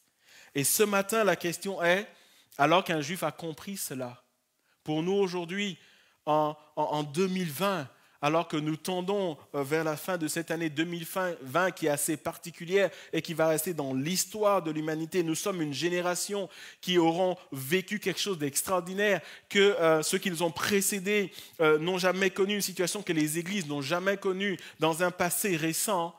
Alors que nous vivons cela, alors que nous sommes dans nos maisons, alors que chaque jour, malheureusement, des vies sont perdues à cause de cette situation du corona, mais cette situation qui a des effets, il y a des effets collatéraux où on nous parle de femmes battues, on nous parle de gens qui se suicident parce qu'ils n'ont plus d'espoir, alors que nous sommes là, le peuple de Dieu. Alors peut-être que j'ai 12 ans aujourd'hui, j'ai 15 ans, j'ai 20 ans, j'ai 30 ans, je suis un jeune célibataire, je suis un jeune marié, je suis une femme, une maman qui élève seule 2, 3, 4 enfants, alors que j'ai ma famille, alors que j'ai 50 ans et je me rends compte qu'il y a plus derrière moi que devant moi. Comment nous devons comprendre ce message aujourd'hui ? Et lorsque nous sommes dans ce texte et nous parlons de sacrifice, d'agréable odeur, et j'aimerais attirer votre attention sur le fait que l'odeur qui est agréable vient du fait que le sacrifice, il est consumé. Et cette odeur agréable, c'est du point de vue de Dieu et non pas notre point de vue. Je m'explique. Lorsque je viens en ce lieu et je dis « Waouh, quelle belle senteur !» c'est par rapport à mes narines à moi. Et quand on dit qu'un sacrifice est agréable à Dieu, c'est du point de vue de Dieu et non pas mon point de vue. Et pour nous aujourd'hui, en 2020, ça veut dire est-ce que ma vie glorifie Dieu et est-ce que Dieu dit « J'approuve cette vie, j'approuve la manière dont cette personne me sert ». Et j'aimerais dire par là que la question n'est pas de savoir si tu chantes, si tu prêches, si on te voit dans l'église. Il ne s'agit pas ici de m'as-tu vu. Le point ici, c'est quel est le regard de Dieu sur ta vie. C'est ça le point. Parce que l'odeur vient du sacrifice qui est consumé. L'idée, c'est, littéralement, c'est le parfum qui s'en dégage. Quel est le parfum de ta vie devant Dieu? Peut-être que tu es actif sur les réseaux sociaux et les gens te voient. Mais le point que Pierre dit ce matin, c'est comment Dieu te voit. Peut-être que tu es dans la louange ou tu es un artiste, tu es doué. Dans ta génération, tu es doué, tu es bon. Les gens disent « Waouh !» Peut-être que tu es un bon serviteur de Dieu. Peut-être que dans l'église, tu fais des choses et on dit « Waouh ! Sans ce frère, sans cette sœur, waouh, l'église ne marcherait pas. Il ou elle fait beaucoup. » Ça, c'est le témoignage des hommes. Mais ce matin, ce que Pierre dit, quel est le témoignage de Dieu sur ta vie, sur ma vie? Le sacrifice d'agréable odeur, c'est, passez-moi l'expression, c'est l'odorat de Dieu qui juge et pas notre odorat. Ce n'est pas le m'as-tu vu, c'est Seigneur. Seigneur, quel est ton point de vue sur ma vie? Et c'est l'idée de chercher à plaire à Dieu avant toute chose, indépendamment de ce que disent les hommes, des sacrifices d'agréable odeur. Et lorsque nous sommes dans 1 Pierre, chapitre 2, le verset 5 et le verset 9, nous pouvons tirer de ce passage 5 sacrifices spirituels que nous donne la parole de Dieu. Le verset 5, afin d'offrir des victimes spirituelles agréables à Dieu par Jésus-Christ. Le verset 9, afin que vous annonciez les vertus de celui qui vous a appelé des ténèbres à son admirable lumière. Lorsque nous regardons cela, nous pouvons tirer 5 sacrifices spirituels qui seront autant de points de mon message. Le sacrifice du corps, le premier sacrifice ou la première offrande si vous voulez. Le sacrifice de la prière et de la louange, deuxièmement. Troisièmement, le sacrifice de la libéralité. Quatrièmement, le sacrifice du service. Et cinquièmement, le sacrifice du témoignage. Nous sommes en train de parler des pierres vivantes. Nous sommes dans 1 Pierre chapitre 2, les versets 5 et 9. Et nous sommes en train de parler des sacrifices spirituels d'agréable odeur qu'aujourd'hui, en 2020, Dieu nous appelle dans notre activité à lui offrir ce qui est le pendant aujourd'hui de nos jours des sacrifices spirituels que comprenaient les contemporains de Pierre, l'Holocauste, l'offrande de farine ou l'offrande végétale et le sacrifice d'action de grâce, la consécration et la communion. Consécration et communion. Sacrifice d'agréable odeur. Ce matin, nous allons voir les 2 premiers sacrifices, le sacrifice du corps et le sacrifice de la prière et de la louange. Et évidemment, les dimanches qui suivront, nous verrons les autres types de sacrifices. Premièrement donc, sacrifice spirituel, le sacrifice du corps. Et je suis dans Romains chapitre 12, versets 1 à 2. Je vous le lis dans la version Louis II. Je vous exhorte donc, frères, et la version Louis II 21 va dire, et sœurs, je vous exhorte donc, frères et sœurs, par les compassions de Dieu, à offrir vos corps comme un sacrifice vivant, saint, agréable à Dieu, ce qui sera de votre part un culte raisonnable. Ne vous conformez pas au siècle présent, mais soyez transformés par le renouvellement de l'intelligence, afin que vous discerniez quelle est la volonté de Dieu, ce qui est bon, agréable et parfait. Et avant d'aller dans ce passage, permettez-moi de vous parler un peu du contexte, parce que c'est important. Lorsque vous prenez l'épître de Paul aux Romains, une église qui est située à Rome, et là nous sommes dans le fief de l'Empire romain, Paul n'avait jamais visité cette église, mais il a entendu parler de leur foi et il leur écrit cette lettre. Et lorsque nous lisons l'épître aux Romains, dans les 11 premiers chapitres, nous voyons que c'est purement doctrinal. Et qu'est-ce qu'il leur dit dans les 11 premiers chapitres? Il leur parle de la miséricorde de Dieu. Et le mot miséricorde est le même mot que nous voyons dans Romains 12 par compassion de Dieu. Et Paul leur parle de la miséricorde de Dieu et il leur dit en substance ceci: le salut est obtenu par la foi en Jésus-Christ. Et le salut, c'est par pure grâce, c'est le résultat de la miséricorde de Dieu. C'est ce qu'il leur dit sur 11 chapitres. Et en mettant en avant la miséricorde et la justice de Dieu, il leur dit, le salut, il est offert en Jésus-Christ par la foi et par la foi uniquement.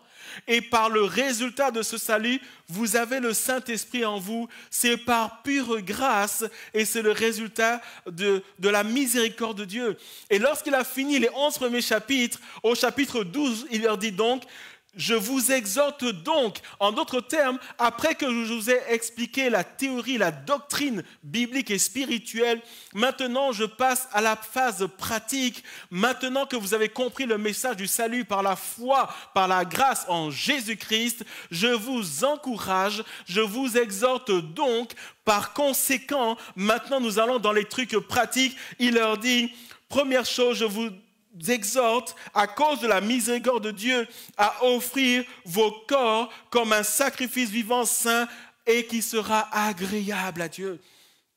Et à tous les judaïsants de son époque, lorsque Paul, cette fois-ci, dit agréable à Dieu, ils comprennent holocauste, ils comprennent consécration, ils comprennent offrande de farine, ils comprennent consécration, ils comprennent sacrifice d'action de grâce, ils comprennent communion. Et à nous aujourd'hui, lorsque Paul dit maintenant que tu as compris le truc, maintenant que tu es le peuple de Dieu à Rensart, à Charleroi, en Belgique, et là où tu es, alors que tu as le sceau spirituel du Saint-Esprit sur ta vie et tu fais partie de la famille de Dieu, dans la vie duquel Dieu agit, Dieu t'aime. Maintenant que tu as compris ça, Dieu t'appelle à offrir ton corps afin qu'il en soit glorifié.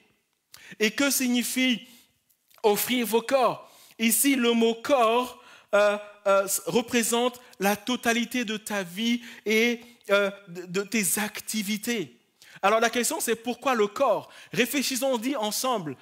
Lorsque nous pensons à l'autel, à un animal, comme un holocauste, rappelez-vous, holocauste ça veut dire qui monte vers. Lorsque nous mettons un animal sur l'autel, sur le bûcher si vous voulez, l'animal est posé, mais l'animal il y est avec tout ce qui constitue son être tout entier.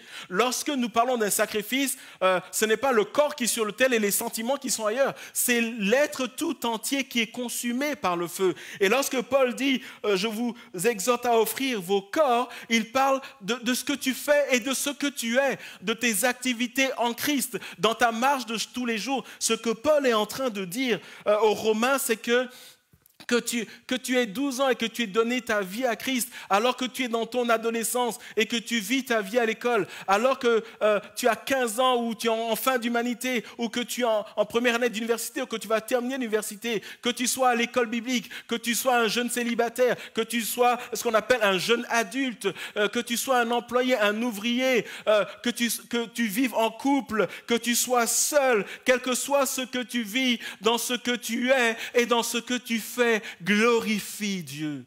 Et c'est le message de Paul aux Romains. Et pourquoi est-ce qu'il parle du corps? Parce que la totalité de notre vie et de ce que nous faisons, de ce que nous sommes, trouve son expression au travers de notre corps. Qu'est-ce que ça veut dire? Ça veut dire que quand je pense quelque chose, ce qui met cela en action, c'est mon corps.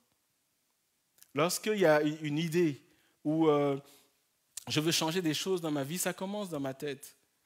Mais il faut bien que je le traduise en activité. Il faut que je marche, il faut que je me déplace. C'est mon corps qui est mis à contribution. Si je choisis de changer de carrière et d'aller étudier autre chose, ça commence dans ma tête. Mais c'est mon corps qui va aller s'asseoir et étudier. Si je veux dire quelque chose sur quelqu'un, ça commence dans ma tête, mais c'est mon corps qui va aller prendre le téléphone ou qui va envoyer un email. Tout ce que nous faisons trouve l'expression au travers de nos corps, mais tout ce que nous faisons va trouver son essence, va trouver sa source, son origine dans ma pensée, dans mon être, dans mes sentiments, dans mes émotions.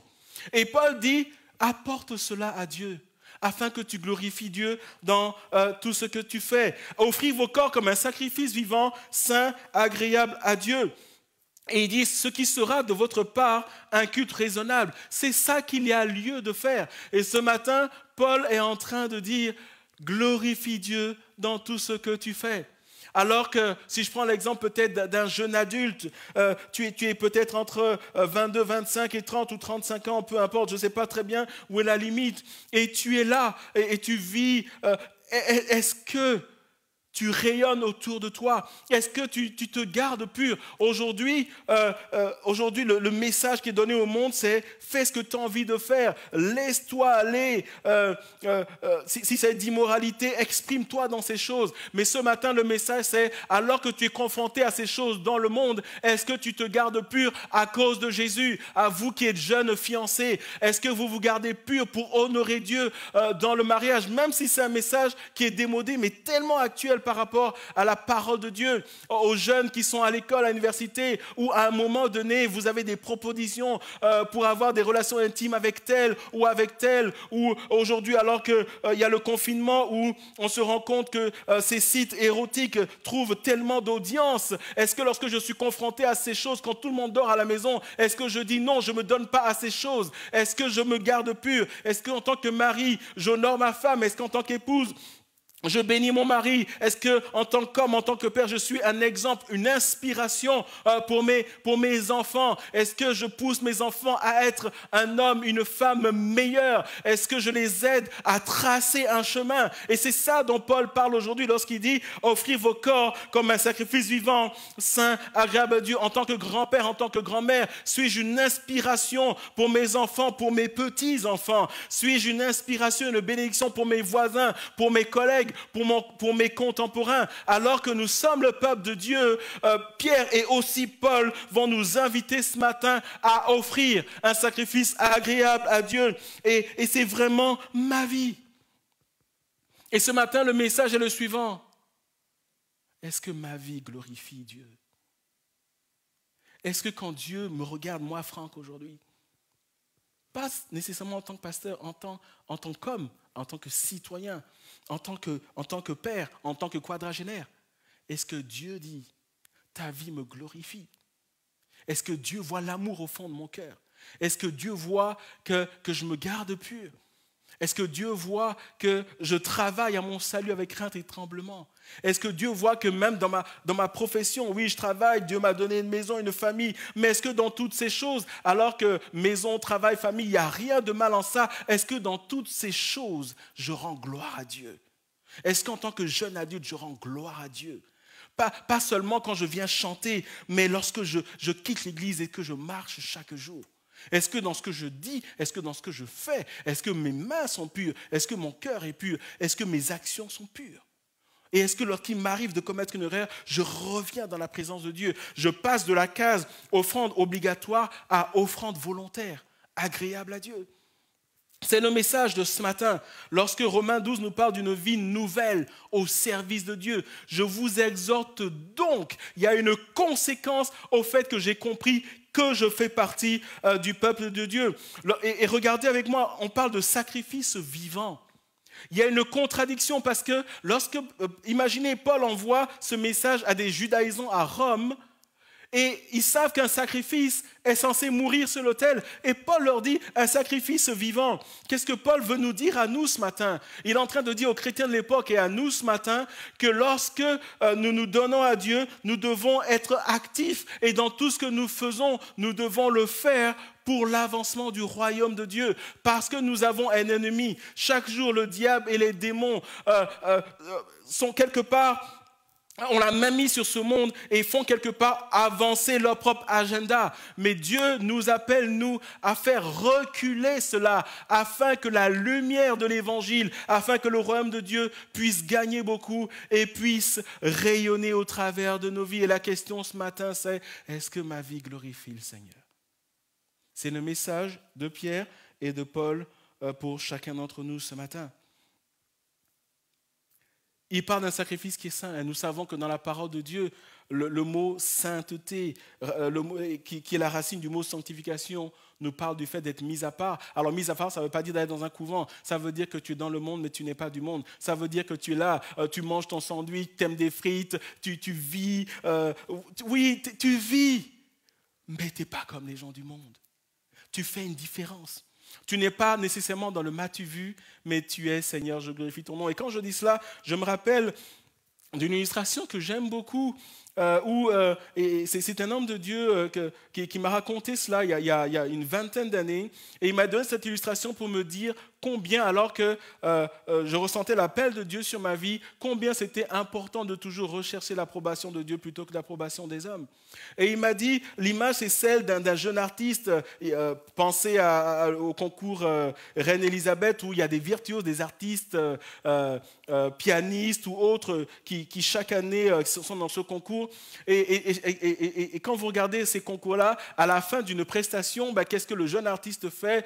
Il se lève et les gens applaudissent parce que sa prestation a été grandiose. Et l'illustration de cet homme de Dieu me donnait, c'est un jeune artiste qui est là et qui fait une prestation, il se lève et tout le monde l'acclame. Et là, le jeune artiste, il est là et il est de marbre. Et il attend quelques minutes alors que l'applaudimètre augmente et tout le monde, ouais, standing ovation, tout le monde l'acclame et tout, et il reste de marbre. Et ce n'est qu'après quelques minutes qu'il esquisse un petit sourire d'approbation et de remerciement.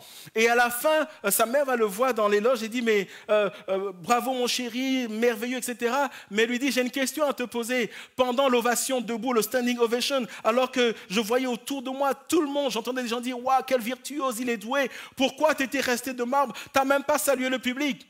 Et son fils de lui dire, oui, j'ai vu tout cela, maman, mais j'avais mes yeux sur mon professeur et j'attendais son approbation. Et c'est lorsqu'il m'a fait un signe de la tête en disant c'est bien que j'ai commencé à sourire parce que oui, les gens applaudissent, mais ce qui m'importe, c'est la vie de mon professeur parce qu'il me connaît, c'est lui qui m'a formé et c'est son avis qui vient d'abord. Et de la même manière pour nous aujourd'hui, c'est oui, nous sommes entourés par le monde, nous pouvons être adulés par les gens, le monde peut nous dire c'est bien, mais le plus important c'est avons-nous l'approbation de Dieu. Et ce matin, lorsque Paul nous dit dans Romains, je vous exhorte donc, frères, par les compassions de Dieu, à offrir vos corps comme un sacrifice vivant, saint et agréable à Dieu. C'est une invitation à rechercher la volonté de Dieu et de rendre gloire à Dieu dans tout ce que nous faisons. Verset 2, ne vous conformez pas au siècle présent, mais soyez transformés par le renouvellement de l'intelligence, afin que vous discerniez quelle est la volonté de Dieu, ce qui est bon, agréable et parfait. Et nous voyons que le verset 2, évidemment, fait suite au verset 1, et l'idée c'est celui-ci. Cette offrande que je vous demande d'apporter à Dieu, le résultat de cette offrande, c'est un changement de style de vie. Dans le verset 2, il est dit, et j'ai déjà à plusieurs reprises décortiqué ce passage, donc je ne vais pas le faire ce matin, ne vous conformez pas au siècle présent. Littéralement, ça veut dire ne soyez pas conformés, ne copiez pas, mais soyez métamorphosés, transformés. Par quoi ? Et Paul donne aux Romains et à nous aujourd'hui la clé du changement. Vous connaissez ce slogan, le changement c'est maintenant. La clé du changement, c'est l'intelligence.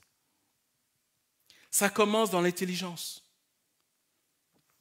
Paul dit, cette offrande doit apporter un style de vie nouveau, une vie nouvelle. Et ce style de vie, ça commence dans ton système de pensée. Pourquoi l'intelligence? Parce que l'intelligence, c'est le centre de contrôle des attitudes, des pensées, des sentiments et des actes. Et si ça s'est transformé, alors ma vie est transformée. Frères et sœurs, le point, il est le suivant. S'il m'était permis de paraphraser le verset 2, je dirais ceci.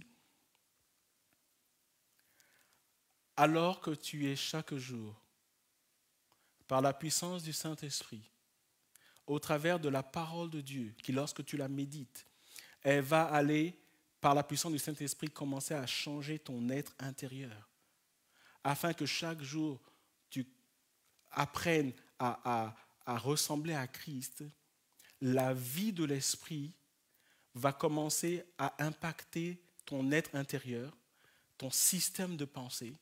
Et plus ton système de pensée change, plus ton être intérieur change, plus ta manière de vivre va changer. Et plus ta manière de vivre va changer, plus tu vas t'approcher de Dieu. Et plus tu vas t'approcher de Dieu, plus tu vas vouloir lui plaire. Et plus tu vas vouloir lui plaire, tu vas venir dans sa présence, dans la lumière, où il va te montrer les ondes de ta vie. Et plus il va te montrer les ondes de ta vie, plus tu vas abandonner ces choses, tu vas continuer à aller avec lui, tu vas grandir dans la foi. Et c'est pour ça qu'alors que ton sacrifice, il sera d'une agréable odeur à Dieu. C'est un processus dynamique. Et pour comprendre cela, permettez-moi de vous relire Romains chapitre 2, versets 1 à 2, cette fois-ci dans la version Parole vivante. Parce que ça traduit dans les mots d'aujourd'hui tout ce que je vous dis depuis quelques minutes en fait. Romains chapitre 12, versets 1 à 2. « Je vous exhorte donc, frères, à cause de la bonté que Dieu vous a témoignée, de lui consacrer votre être tout entier, que votre corps, vos forces et toutes vos facultés soient mis à sa disposition comme une offrande vivante, sainte et qui plaise à Dieu. C'est là le culte spirituel qui a un sens, un culte logique, conforme à ce que la raison vous demande. Ne vous coulez pas simplement dans le moule de tout le monde, ne conformez pas votre vie aux principes qui régissent le siècle présent, ne copiez pas les modes et les habitudes du jour, laissez-vous plutôt entièrement transformer par le renouvellement de votre mentalité. Adoptez une attitude intérieure différente. Donnez à vos pensées une nouvelle orientation afin de pouvoir discerner ce que Dieu veut de vous. Ainsi, vous serez capable de reconnaître ce qui est bon à ses yeux, ce qui lui plaît et ce qui vous conduit à une réelle maturité. Le peuple de Dieu est appelé à une maturité spirituelle. Et ça commence par ce sacrifice vivant. Seigneur, dans mes études, dans mon emploi, dans mon couple, dans ma famille, dans mon célibat, dans ma situation actuelle, dans ma vie de jeune adulte, dans ma vie d'ado, que ma vie te glorifie. Que ma vie te glorifie. Pour utiliser un terme théologique, je dirais que ma vie soit christocentrique. En d'autres termes, que ma vie soit centrée sur Jésus. C'est pour ça qu'il est dit dans 1 Pierre, afin d'offrir des victimes spirituelles agréables à Dieu, et regardez la fin du verset, par Jésus-Christ. C'est pour ça que Paul a dit, si je vis, ce n'est plus moi qui vis, mais c'est Christ qui vit en moi. Parce que si j'ai offert ma vie à Dieu comme une offrande, alors que je suis consumé sur l'autel, si Jésus prend ma place, et si chaque jour je meurs à moi-même et je laisse la maturité spirituelle du Saint-Esprit qui va aller former Christ en moi, si je laisse ça prendre place, alors le résultat va être forcément un parfum d'une agréable odeur devant Dieu. Et Éphésiens nous livre le même message, Éphésiens chapitre 4, versets 20-24. Mais vous, ce n'est pas ainsi que vous avez appris Christ, si du moins vous l'avez entendu. Et si conformément à la vérité qui est en Jésus, c'est en lui que vous avez été instruits à vous dépouiller. Eu égard à votre vie passée du vieil homme qui se corrompt par les convoitises trompeuses, à être renouvelé dans l'esprit de votre intelligence, encore une fois, et à revêtir l'homme nouveau, créé selon Dieu dans une justice et une sainteté que produit la vérité. Ça dit exactement la même chose. Que ma vie soit christocentrique. Que je sois renouvelé dans l'esprit de mon intelligence. Vous savez, on rencontre parfois dans l'église des hommes et des femmes qui sont là depuis 5, 10, 15, 20 ans. Mais dont la vie chrétienne ne se résume qu'à, si je prends l'exemple de ça, mardi, vendredi et dimanche. Ces personnes sont fidèles. Mais rien ne change. Depuis 20 ans, rien n'a changé. Ce sont les mêmes personnes. Pourquoi ? Parce que la mentalité n'a pas changé. Parce que la régénération n'est pas aboutie. Et parce qu'il n'y a pas cette offrande à Dieu qui est là de leur vie. Ces personnes sortent de l'église et vivent leur vie comme bon leur semble. En fonction de ce qu'elles ressentent, de ce qu'elles veulent, de ce qu'elles exigent, de ce qu'elles demandent, que ce soit à l'église ou en dehors. Moi, c'est comme ça que je le veux, c'est comme ça que je le comprends. Il n'y a pas cette maturité qui est là.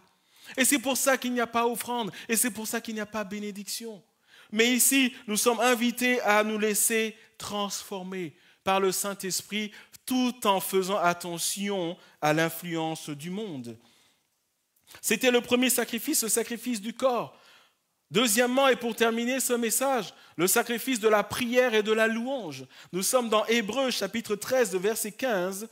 Par lui, offrant sans cesse à Dieu un sacrifice de louange, c'est-à-dire le fruit de lèvres qui confesse son nom. Et pour comprendre ce passage, le contexte, quand vous lisez les versets qui précèdent, nous voyons que l'auteur de l'épître aux Hébreux s'adresse à des Juifs. Et en fait, quand vous lisez le contexte, ces Juifs-là ont donné leur vie à Jésus, mais continuent à offrir des sacrifices dans le temple. En d'autres termes, ils ont compris le salut en Christ, mais ils sont restés à l'étape religieuse. Ils continuent à vivre une vie religieuse. Un peu l'exemple que je vous ai donné tantôt. Et à ce moment-là, l'auteur à l'épître aux Hébreux leur dit littéralement, débarrassez-vous de tout judaïsme. Maintenant, vous êtes en Christ. Laissez tomber toute la religion. Dieu n'appelle pas des religieux. Dieu appelle des hommes et des femmes nés de nouveau, rachetés, qui marchent en nouveauté de vie. Et pour leur expliquer cela, il leur dit, puisqu'ils veulent toujours offrir des sacrifices dans le temple, il leur dit, laissez tomber les sacrifices des animaux. Maintenant, en Christ, le sacrifice que vous devez offrir sans cesse est un sacrifice de louange. Apportez la louange. Et derrière le mot louange, il y a la prière, il y a l'adoration, il y a les actions de grâce. Et il dit, c'est-à-dire le fruit des lèvres qui confessent son nom, ceux qui sortent de ta bouche. Nous sommes appelés à honorer Dieu en venant dans sa présence, en lui apportant notre prière, en lui apportant notre louange, en lui apportant notre reconnaissance. Le fruit des lèvres qui confessent son nom. C'est quand la dernière fois que Dieu a entendu le fruit de nos lèvres? À quelle fréquence Dieu entend le fruit de nos lèvres? 1 Pierre chapitre 2 verset 4 dit « Approchez-vous ». Viens dans sa présence et parle-lui. Crie à lui. Le psaume 50, les versets 13 et 15 dit ceci. Est-ce que je mange la viande des taureaux? C'est Dieu qui parle. Est-ce que je mange la viande des taureaux? Est-ce que je bois le sang des boucs? Offre en sacrifice à Dieu ta reconnaissance et accomplis tes vœux envers le Très-Haut. Fais appel à moi quand tu es dans la détresse et je te délivrerai et tu m'honoreras. Dieu dit, si tu viens dans ma présence, et si tu apportes des sacrifices de louange et de reconnaissance, et si tu me pries, si tu es dans la détresse, si tu cries à moi, si tu me parles, si tu me fais part de ta situation, je vais venir te délivrer. Lorsque l'ennemi veut détruire ta vie, lorsque la nuit, quand tu dors, tu es oppressé, si tu cries à moi, je vais venir. Parce que tu apportes des sacrifices de reconnaissance, tu apportes la prière et tu apportes la louange dans ma présence. Le psaume 9, le verset 1 à 4 dit la même chose. Au chef de chœur, sur la mélodie de Meurs pour le Fils. Psaume de David, c'est David qui compose cela. Et voilà les paroles. Je te louerai, Éternel, de tout mon cœur. Je raconterai toutes tes merveilles. Je ferai de toi le sujet de ma joie et de mon allégresse. Je chanterai ton nom, Dieu très haut. Et le verset 4, mes ennemis reculent, ils trébuchent, ils disparaissent devant toi. Nous voyons que le résultat de la louange, c'est la victoire au nom de Jésus-Christ de Nazareth. Apportons, frères et sœurs, des sacrifices de prière et de louange et nous vivrons la pleine victoire en Jésus-Christ. Le psaume 18, verset 4 dit, je m'écrie, loué soit l'Éternel. Et la conséquence, c'est quoi? Je suis délivré de mes ennemis. Je m'écrie, je parle, je m'adresse à Dieu. Je ne reste pas dans ma situation. Vous savez, il y a des gens qui vivent des choses et qui restent bloqués dans leur situation. Être bloqué dans la situation ne change rien. Mais lorsque je suis dans ma situation, peut-être je suis déprimé, peut-être que j'en ai gros sur le cœur, mais Dieu dit, approche-toi de moi en tant que prêtre. Il n'y a plus d'intermédiaire. Viens dans ma présence. Crie à moi. Reconnais-moi dans tes voies.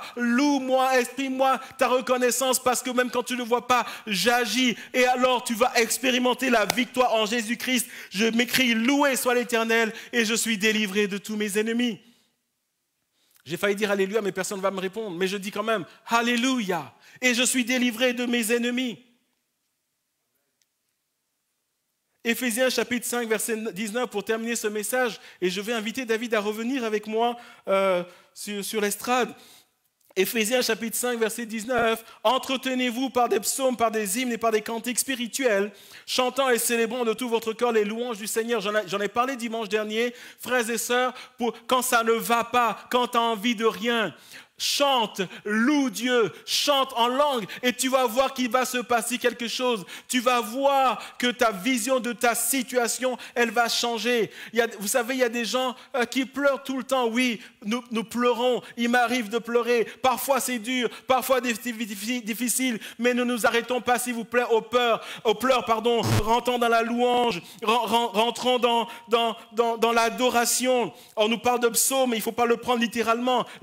À l'époque, c'était les psaumes parce qu'ils avaient l'Ancien Testament, mais ce passage veut dire ici, loue Dieu, même quand tu n'as pas envie, viens là. Seigneur, je ne comprends pas, mais je te loue parce que tu es toujours assis sur le trône, parce que tu es souverain, parce que tu es Dieu, parce que tu m'aimes, parce que tu ne me laisses pas tomber. Seigneur, c'est difficile, je ne comprends pas, mais je veux te louer. Je m'écris, loué soit l'Éternel, et ma situation change, ma perception change, parce que Dieu est avec moi. Le Dieu puissant et redoutable est avec moi. Frères et sœurs, apportons le sacrifice de la prière et de la louange et vivons dans une dimension spirituelle sans précédent. C'est la parole et l'exhortation de Dieu pour chacun d'entre nous ce matin. Et pour terminer ce message, nous allons sous la conduite de notre frère parler à Dieu et dire simplement que ma vie, Seigneur, soit christocentrique.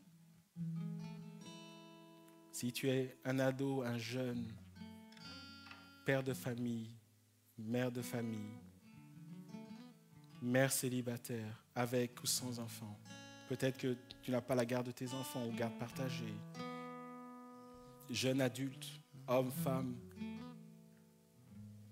fiancé, couple, grand-père, grand-mère, ouvrier, fonctionnaire, salarié, tu es au chômage, tu es indépendant, tu es à l'étranger, tu es seul, ta famille est loin, tu es dans l'épreuve. Ce matin, ensemble, venons offrir à Dieu. Livrons-nous totalement comme une offrande d'une agréable odeur. Et qu'aujourd'hui marque le début de quelque chose de nouveau, de quelque chose de merveilleux, notre dimension en Christ. Alléluia. Alléluia. Me voici devant toi, ma vie est entre tes mains. Je veux voir tes désirs se révéler en moi. Seigneur, je me livre totalement. Oh, je me livre totalement. Tu peux m'utiliser. Je me livre totalement. Je me livre totalement. Tu peux m'utiliser. Prends mon cœur, prends ma vie comme un sacrifice vivant. Tous mes rêves, mes projets, je les place entre tes mains. Je me livre totalement. Oh, je me livre totalement. Tu peux m'utiliser. Je me livre totalement.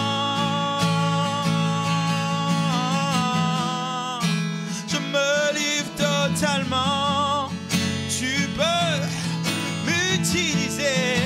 Je me livre totalement. Oh Jésus, je me livre totalement. Tu peux m'utiliser. Ma vie n'est plus à moi, à toi elle t'appartient. Je me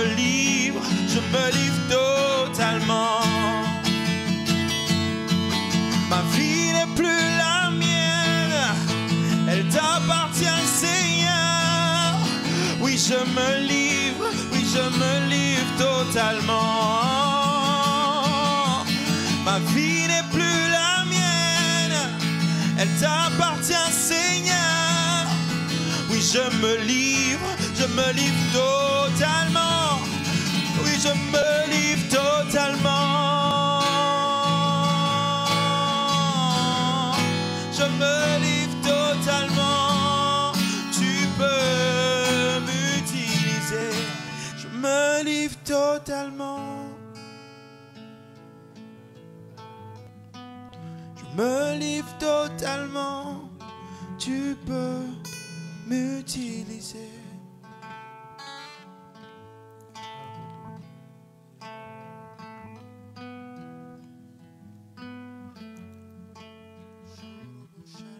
Alléluia. Kendarabo sandaraba shenderebo sante. Yendori baraba kererebo sante. Alléluia. Ce matin, j'aimerais m'adresser d'abord à tous ceux qui sont au son de ma voix. À tous ceux qui disent ce matin, le sacrifice que je dois apporter, c'est d'abord un sacrifice obligatoire parce qu'il y a un péché dans ma vie, un péché que j'ai peut-être chéri, dont je suis conscient mais que j'accepte, mais je comprends que je ne peux pas être un sacrifice d'agréable odeur. S'agit-il d'immoralité? S'agit-il de mensonges, de vol, de tromperie, d'adultère? S'agit-il de médisance? Toutes ces choses qui attristent le Saint-Esprit. Ce matin, je t'invite d'abord à apporter, à venir dans la présence de Dieu et à confesser ces choses. Et si tu es concerné maintenant, je te demande juste, là où tu es, prosterne-toi devant le Seigneur. Prosterne-toi dans ton cœur devant le Seigneur. Viens confesser précisément. Pas ce que les autres t'ont fait, mais ce que toi tu as fait qui ne glorifie pas Dieu. Et la parole de Dieu dit que si tu le fais sincèrement, le sang de Jésus va te purifier. Aujourd'hui, on n'en parlera plus.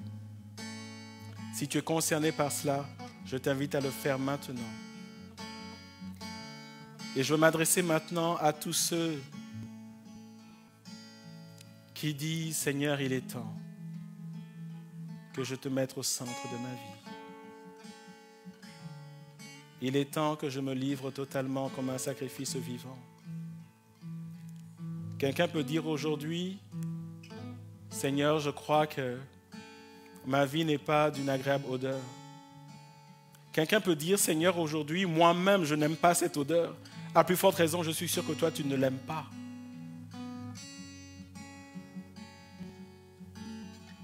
Vous savez, quand nous n'avons pas l'approbation de Dieu, nous le savons nous-mêmes parce que le Saint-Esprit nous le montre. Et ce matin, je veux appeler une église à se lever, à se consacrer, des pierres vivantes, le peuple de Dieu à dire, Seigneur, je veux me consacrer à toi. Alléluia. Et ce matin, je veux prier au nom de Jésus.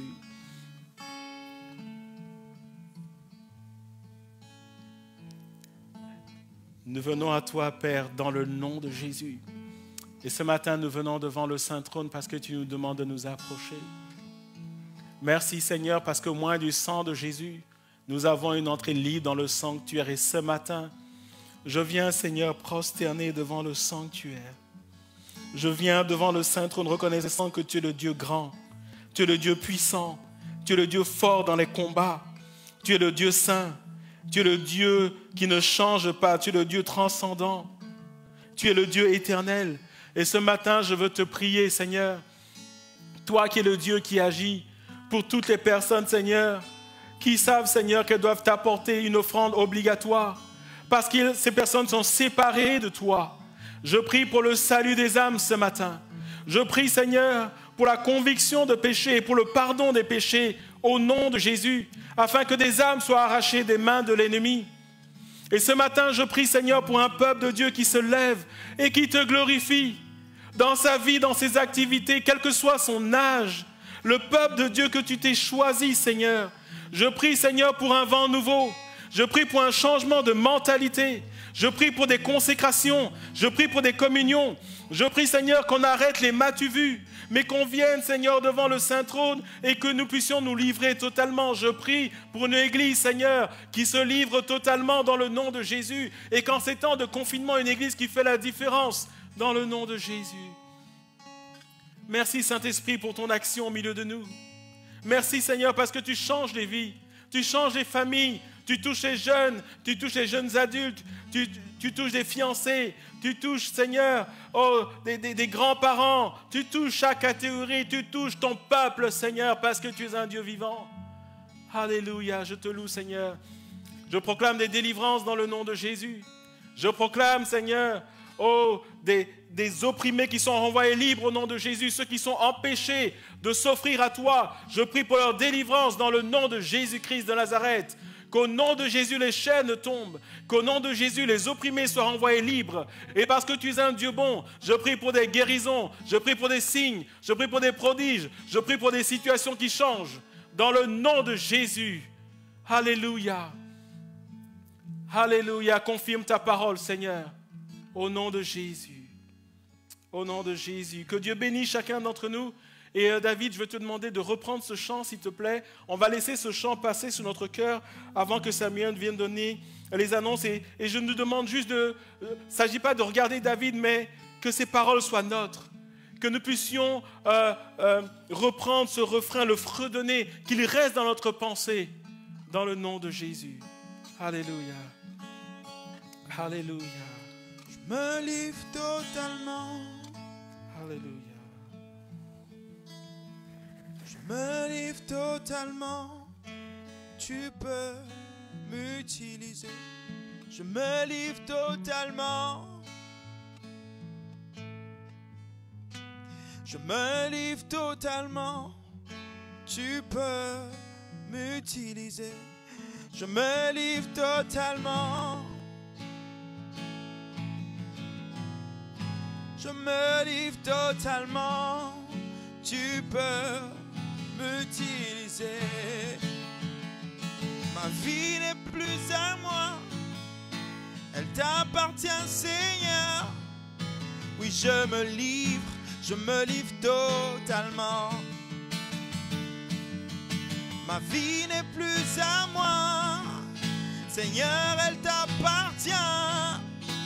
Je me livre totalement. Je me livre totalement.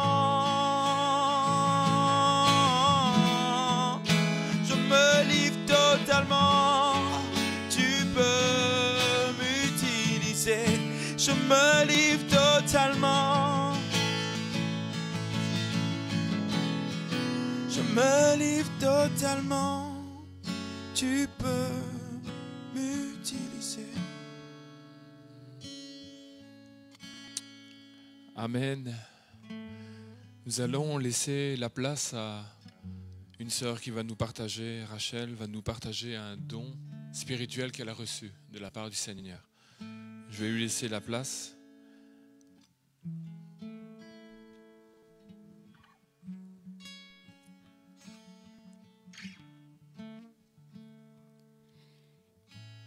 La pensée que j'avais vraiment, pendant que Franck était en train de terminer en priant, c'est qu'il y a une personne, tu t'es quelque peu éloigné de Dieu, tu es dans une situation, tu ne comprends plus rien, tu es fatigué.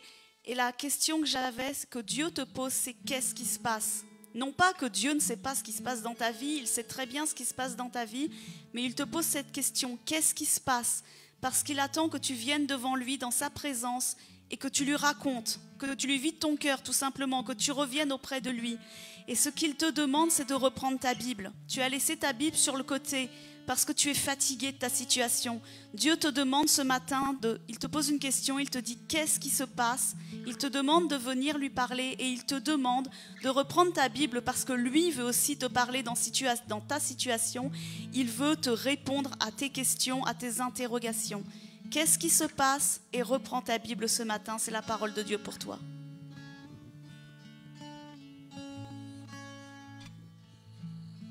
Amen. Bénissons vraiment le Seigneur de ce que le Saint-Esprit est à l'œuvre. Alors que la parole est prêchée, le Saint-Esprit travaille les cœurs et les vies et nous louons le Seigneur pour cela.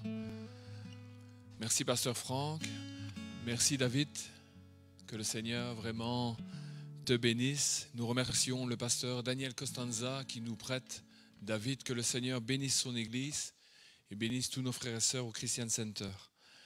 Voilà les annonces pour la semaine.